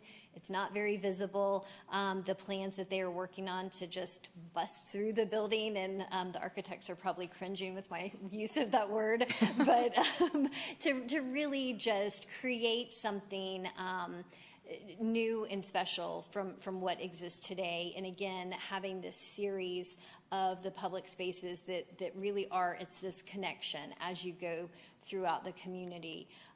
This is just sort of an aerial view from the 400 vantage. You can see, I mean, tremendous amount of green space on this site. And then looking, this is, showing the townhomes and how closely they relate to the retail village square to really provide, again, this is a sense of place. It's a node that's being created in the community. This is, a special piece of property and really a incredible development opportunity to take a wasteland of parking spaces and turn them into something that can really be a significant asset for the city, and again, really helping this corridor and being that catalyst. These are some views from that retail commercial space. Again, the thought being the retail kind of focused on the office users and the residents that are there. Another view, certainly anticipate multiple restaurants to be able to serve both the employees and the residential folks that are in the area. Again, I know that you all have seen these, so I don't want to take too much time. I think, I appreciated Kathy touching on the conditions, and before I jump to the conditions, we did have some character imagery, and I think that Chairwoman had some questions as it relates to the residential imagery, and that was not something that was dialed in. We know that we're going to go back to DRB. Monty Hewitt has been working on site planning. We did reduce the number of units. Originally, we were at like 102. We're now down to 98. We are, I think it's important to note, we are preserving the driveway length. We are having the garage space for all the units. And so the code requirements, we are satisfying those. As a result of satisfying those, it does have an impact on what you can build and how you can build it. I've got a couple of just, again, this is not an elevation of we are committed to building this, but we do have some imagery that I did want to share because I do think that the residential imagery that was shown was a little more multifamily focused. So again, these were just this, kind of showing similar to some of the communities that you have already seen around Avalon. In Alpharetta, we know that there are some new townhome communities. These would be 3- and 4-story townhomes with the 2-car garage for the development. These are just a few other just samples to show, again, imagery. Happy to receive feedback from you all.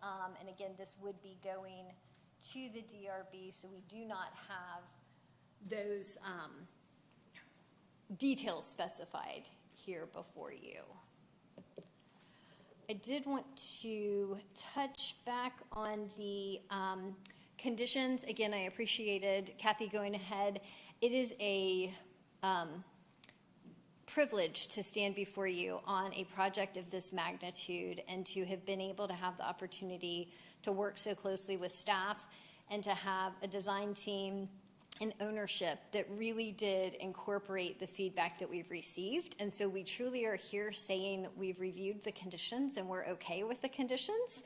I know that doesn't always happen for you all, and you spend a lot of time going through conditions. So it really is, but I think it does highlight the hard work that has been put into this and the details and how important the details are, not only to the staff, but to the property ownership and the design team.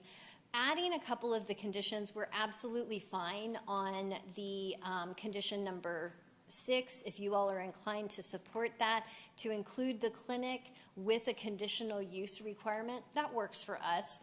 It was interesting, the kind of that urgent care type of situation is exactly what Joe was talking about, that they're seeing a desire for in close proximity, and so having that as a conditional use would certainly work. Again, Kathy showed some photos. The city just spent, the redoing the right-of-way along Windward, and so we would ask, just the way the condition was worded, and I think staff is fine with our changes. I had concerns when I initially read it, thinking this was asking us to build an entire bus lane down, Windward Parkway. That wasn't the intent. We are certainly happy to work with MARTA. We want Continuum to be a place that people will take public transportation to. There are 2 stops that are very close together. One has a shelter, one does not. We'll work with MARTA to figure out, do they want to combine those, or what can we do, and certainly make sure that there's a shelter for folks to be able to wait for the public transportation along that corridor. Again, we have the full team here. It was important to us to be able to answer with specificity questions that you may have. So we'll go ahead and close our presentation, but please let us know what we can answer. Thank you, Ms. Sellers. Any questions from the board? Commissioner? I'm good. No? Well, I'll start off by saying kudos to you for the application is so well done, and we appreciate all the work that you have done with the staff on this, and it's really nice to see all of you here taking this very seriously, because it is a very big mixed-use development. And so having all of you here present at the meeting before the Planning Commission is important to all of us as well. So kudos to you for a job well done with working with our staff. I do have, on the stormwater management, just a quick question on that. Is there somebody that, I mean, it's pretty, I'm not going to get too on this. I'll ask Jordan. We should have guessed who was going to stand up Oh, out of the team back there. That would as make it who fun. Was, who is Yes, the stormwater I like- management yeah. guy? Which one of you? Yeah, right. Okay, can you kind of walk us through, you have some underground stormwater management, and then you have the bio detention areas. So kind of walk us through a little bit of that on the development, if you would, please. Yeah, so Jordan Corbett, Kimley Horn. I actually sit in Alpharetta in the office over at Parkway 400, across from Avalon, as well as Monica from my team over here as well. So we know City of Alpharetta. We've done a lot of big projects here in the city. We know stormwater is very important. And we know we want to satisfy the Blue Book. We also want to satisfy City of Alpharetta's code. So not only do you have to handle stormwater quantity, but also stormwater quality. So like Lakeview and other projects, we plan on having a treatment train of, runoff reduction measures, whether it be bioretention, permeable pavers, permeable pavement. Was talking to Ben, Joe, about potentially, reuse of water with cisterns to treat the cooling towers for the, office buildings that are going to be there. So that'll treat the quality portion of it, and then we'll go and we'll have to, treat the quantity as well. And that could be underground detention measures. Typically, we have, nice big open wet ponds, but if we're able to meet all the water quality measures with runoff reduction, then we can go underground or something with quality and really, be able to achieve the density that Southwest wants. So you're not for sure, like, when you say few bio detention areas, you're not really sure how many that's going to be, or? So as far, we haven't done the entire stormwater analysis yet for this, okay. but we know Yeah, I we'll have to meet the code requirement. And so when we come back in for the land disturbance permit, we'll obviously have all that, nailed down. Okay. All right. Thank you. Any other questions? All right, I'll go. You got everybody here. And this is on the site plan. As a dog owner, I thought it was a curious location for the pet park. It's close to the multifamily, but it's really very close to the office as well, and the residential for sale is really removed from that. So can you give us some insight on that? Sure. I'm certain that there will be a pet facility for the for sale residential. Okay. Okay. We will incorporate that into one of our green spaces. We are seeing a tremendous growth in dog use at office buildings. Oh, yeah. Bring your pet to work. It's part of the outgrowth of really COVID. It was already a trend that already occurred before. On the West Coast, it's huge. Yeah. For example, our tenant in Nashville, Amazon, it is a headquarters site. There are 5,000 Amazonians. They can have up to about 10% of their employees with dogs. It's something we are very aware of. So we design these facilities in close to with proximity to the office buildings and multifamily. Almost no one moves into these multifamily by choice buildings anymore without a dog. Almost 100% dog use. It's pretty amazing. So you have to really proximally locate for those facilities with the notion that as that use continues to expand, we will make sure that it's incorporated into our green spaces as we move forward each individual project. Thank you. And Ms. Sellers, just back to the rendering or what you had shown us from the for sale perspective.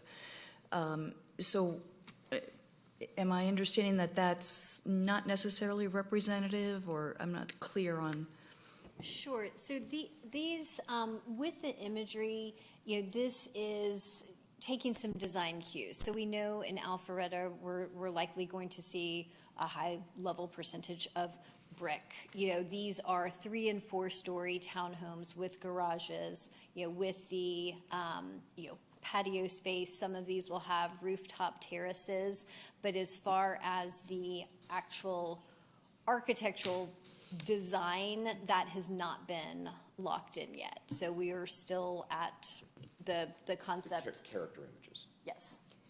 Character images, got it. Okay. So is that yellow? Am I looking at a yellow? It is much more white in person. Yeah, it's a light colored, it's a light colored brick, and I don't think it's painted brick, but it's where the sun, it's not painted brick. Yes, of course, please. So in the packet, there are some renderings of more modern-looking. Yes. Is that replacing these? There's also, in this imagery, there are also some more modern. We know that going through the design review board, they will certainly have suggestions and feedback. And so whether it is moving towards the more modern style or keeping with some of the more traditional that we've seen, that decision has not been finalized. I think we're very focused on quality of material, quality of experience. Architectural style is hard to say at this point. If there's a place in Alpharetta for a bit more of a modern product, it is probably on the northern edge, where it's kind of this tech corridor piece. But I won't say that, hey, we're going to go stark modern with these townhomes. Even if we go with a modern style, they're going to have traditional elements to them, as in, great patio spaces with porches and stoops and great approaches with, masonry pilasters and character that says this is residential and this is a nice neighborhood and great quality. Gotcha. And I should have mentioned, Joe is also an architect, so he can speak the language better. I picked that up. Yeah, definitely picked up on that for sure. Well, I know what I would lean towards, but I'm not in that young tech kind of thing, and I'll stay in my lane. So I'll let the design and review board make those decisions. Great. I don't think we have any more Just questions. a general question about the building that's to be divided in half. Is that a data center now, or is that an office building? That is an office building, sir. So it is a 2.5-story, 500,000 plus square foot building. So to give you a sense, that is 2 Walmarts jammed together, 2 super Walmarts jammed together, which is one of the challenges of this site that I think the design team solved in a unique way by basically dividing the building in half, giving them both a presence, and then not completely creating this huge wall at the street in all cases. So we basically create porosity in the building by slicing it in half, and it draws people from the front to the back rather than just having a gigantic building wall that says you may not come in here, which I think would be the mistake for the site. Okay, so all right, so my questions, I guess I had two primary questions, and I get the sense that some of it is a little bit of a moving target. But first, address them in the order you prefer. What would be a rough timeline of what this project is to build out from disturbance to completion as you see it, specifically as it relates to the construction of the for sale as opposed to the for rent? And then secondly, can you give us some sense of what you would anticipate your price points are for the for sale and what the target rents are for the for rent? Yes. Can we do it on here? Yeah. We live. Sorry, we tried to have everything at our hand, but we No, obviously you're good. there. So let me address the rental question. I got you. Yeah. Okay. Yeah, so we put together a phasing plan for you. It kind of shows, as a development team, we went over and we said, well, this is about when we would start the projects, and this is about how they would wrap up from a phasing perspective and how we would anticipate rolling over the site. So starting At the existing building, we are already well into the design of that building, including that cut and the complete refresh of that building. It's a salmon-colored brick building with green windows. All of that will be freshened and changed and enlivened. You'll be able to even see it from the street. On top of that, we have this opportunity up at the corner to really re-announce the project, which is that 2B that you see right up there. So we would do that probably simultaneous with probably starting from some for sale residential, which is we kind of see that across from the food village, so that you can see that in 2A. And then what we kind of probably roll into after that is we're delivering the first piece of the residential. Now I'm going to have to go to the paper copy. We're delivering the first piece of the residential, and then we're focusing on the densification of the site. So we're going to have to deliver a parking asset. So we're going to have to build one of the 2 parking garages. That parking garage then has to coincide with actual more density. So we would either build the retail village or the multifamily, and that's depending on where the demand use is at the time. So that's what we kind of rolled through those first couple phases. Then we will fill in the site accordingly after. The goal will be to get the amenities online, because that's what will make the project sing. So we'll be pretty focused on how we get that retail village kind of done. Does that make sense to you? From a price point standpoint, we will, it is hard to build anything new and not be at the top of the market at that very moment. Where that market is in 24 months, 30 months when we're delivering them, 30 months, 36 months from the multifamily, I think is where we're supposed to be delivering that. I can't say for absolute certainty, but we will be the top best piece of the market. From the for sale, we're going to try to vary the price point actually by size. So we're going to try to get some smaller townhomes in here and some stuff that's a little bit more attainable, in addition to some really beautiful high-end stuff. The walkability directly to the retail is going to make these very desirable, so I expect those to high six-figure range. Good. I have just one quick question. So I mentioned the express lane connection, which I'm sure is kind of you guys are aware of it. You know that added traffic on West Side Parkway. I mean, I think that makes your property that much more desirable to drop out and be home, not have to commute through the traffic of, as we heard, Mid-Broadwell. So, I think in the future, a light there probably doesn't scare you. You know that by the time you get to that phase of coming on board, those plans will be in process or well down that road. I believe we have, every development has to go through the very rigorous approval process, right? Every single one of these internal developments inside the development. So if that gets triggered, right, that will be delivered with that density that would dictate that, I would believe. Okay, so you're not worried about that at all? Okay. I don't think that it warrants it today. It probably doesn't even warrant it in phase 1. And I think we're gonna have to analyze it as well as those additional pieces come on board, because we have to have it successful, just like you do. Okay, any last questions? No? Okay, thank you very much for your presentation. I think I see one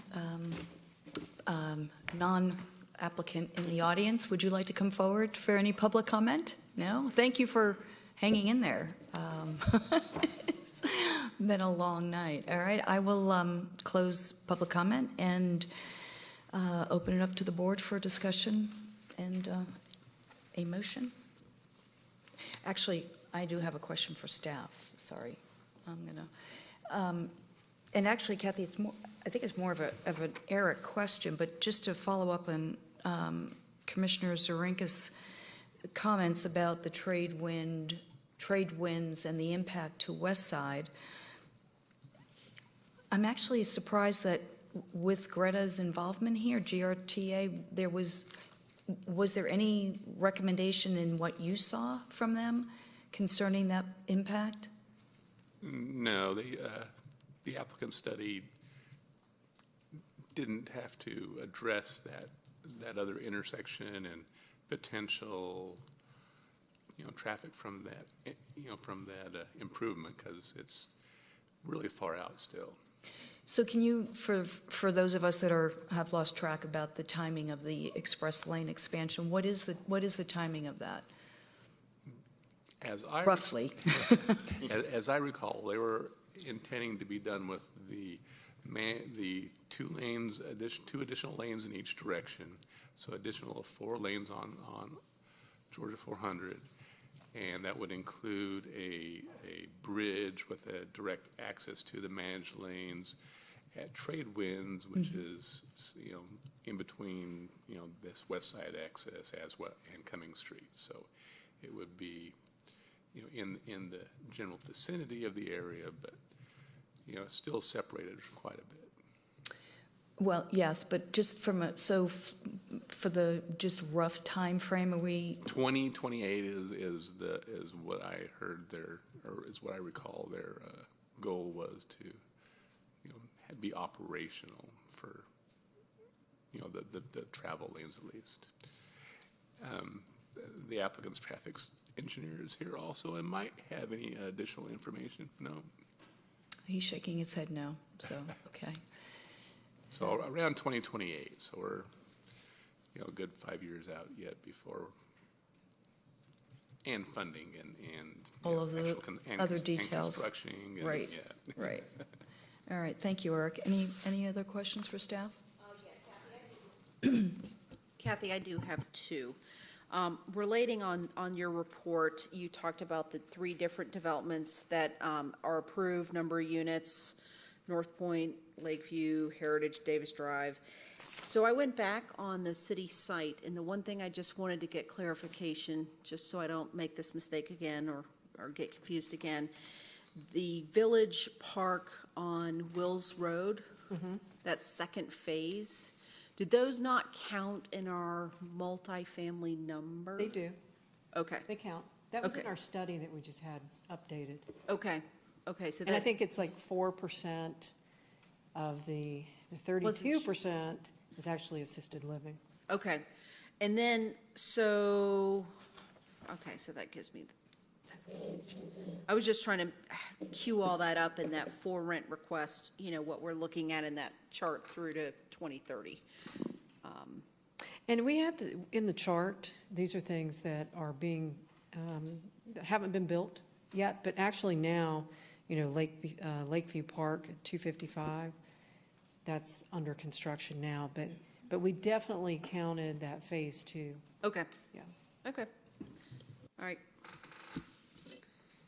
Hey, Kathy, just one follow-up here on the request for revisions to the conditions. What was the staff recommendation again on those? That would be number 6 is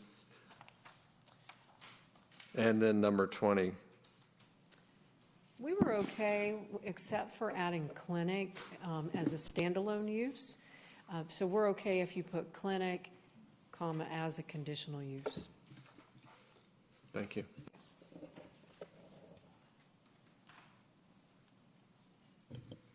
Any other questions for staff? All right, I'll turn it over to the board for a motion. Just a couple points. I'll just want to say, too, to the applicant and the Southwest Value Partners and Ms. Sellers and the entire team. Really good work with the staff. I mean, it does not go unnoticed that a project of this magnitude and this complexity is as buttoned up as it is tonight. And we know that the proposal has really evolved for the better over time, especially as it relates to the mix of for sale versus for rent units and some other items. So want to just say for the public record that does not go unnoticed. Things I like, I love the modernization and the rehab of that old HP aging office building. I really like giving the city a third major mixed-use hub in addition to City Center and Avalon. I think it's going to be fantastic. We didn't talk about it too much, but the one condition that speaks to having the concurrent build-out of the 4 rent units and the 193,000 square feet of office space at the same time, I think that demonstrates skin in the game for you guys and the city. We did talk about the open space, the 16 acres, 31% of the total land area, 5 acres of civic space. I think that's great. Being consistent with the comprehensive plan and the future land use for that area and the desired pattern of the development for the city is on point. I think Kathy briefly mentioned it, but I'll amplify it, is that the new office space, the 1.3 million square feet in total, will be home to approximately 5,300 Alpharetta-based jobs. And then I did mention it in a comment earlier, but I do look at the percentage of the for sale versus for rent units, and you guys coming in at 26% for sale compared to Avalon at 16% and City Center at 21%, I think is another big plus. So very well done. Thank you.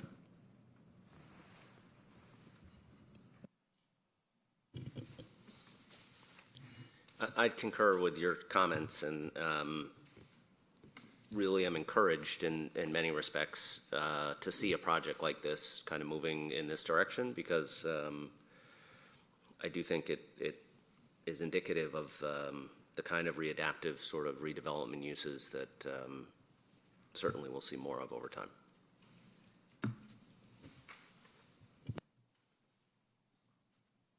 Do we have a motion? Sure. Yes, Ms. Chairwoman, I'd like to make a motion to approve MP-21-10/Z-21-12/CU2114/V-21-29 Continuum Oxford Green, subject to the conditions as read by Ms. Cook, along with the red lines to condition 6 as provided by the applicant, with the disclaimer for number 23 clinic that should be as a conditional use only, and the red line to condition 20, as submitted by the applicant. Second. I need to request a friendly amendment. Kathy had made note on number 19 to strike the words after DRB or other materials as approved by staff. Yes, I accept that. Second.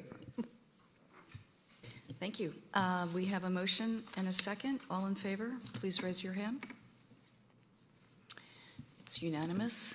Thank you very much, and good luck. I think, Ms. Sellers, you and your team have done a terrific job, and I know that you've worked with our staff, and I commend our staff for the 18 or 19 months that this plan has been worked on. But it is such a pleasure to sit up here for a 50-acre mixed-use development and to literally have 2 changes to 41 conditions. I think it's a record. So I really commend you and thank you all for being here. We didn't necessarily need to call on all of you tonight, but we really appreciate your presence, and it means a lot to us. Obviously, you have a lot of stake in this, and I have no doubt this is going to be very successful. So thank you.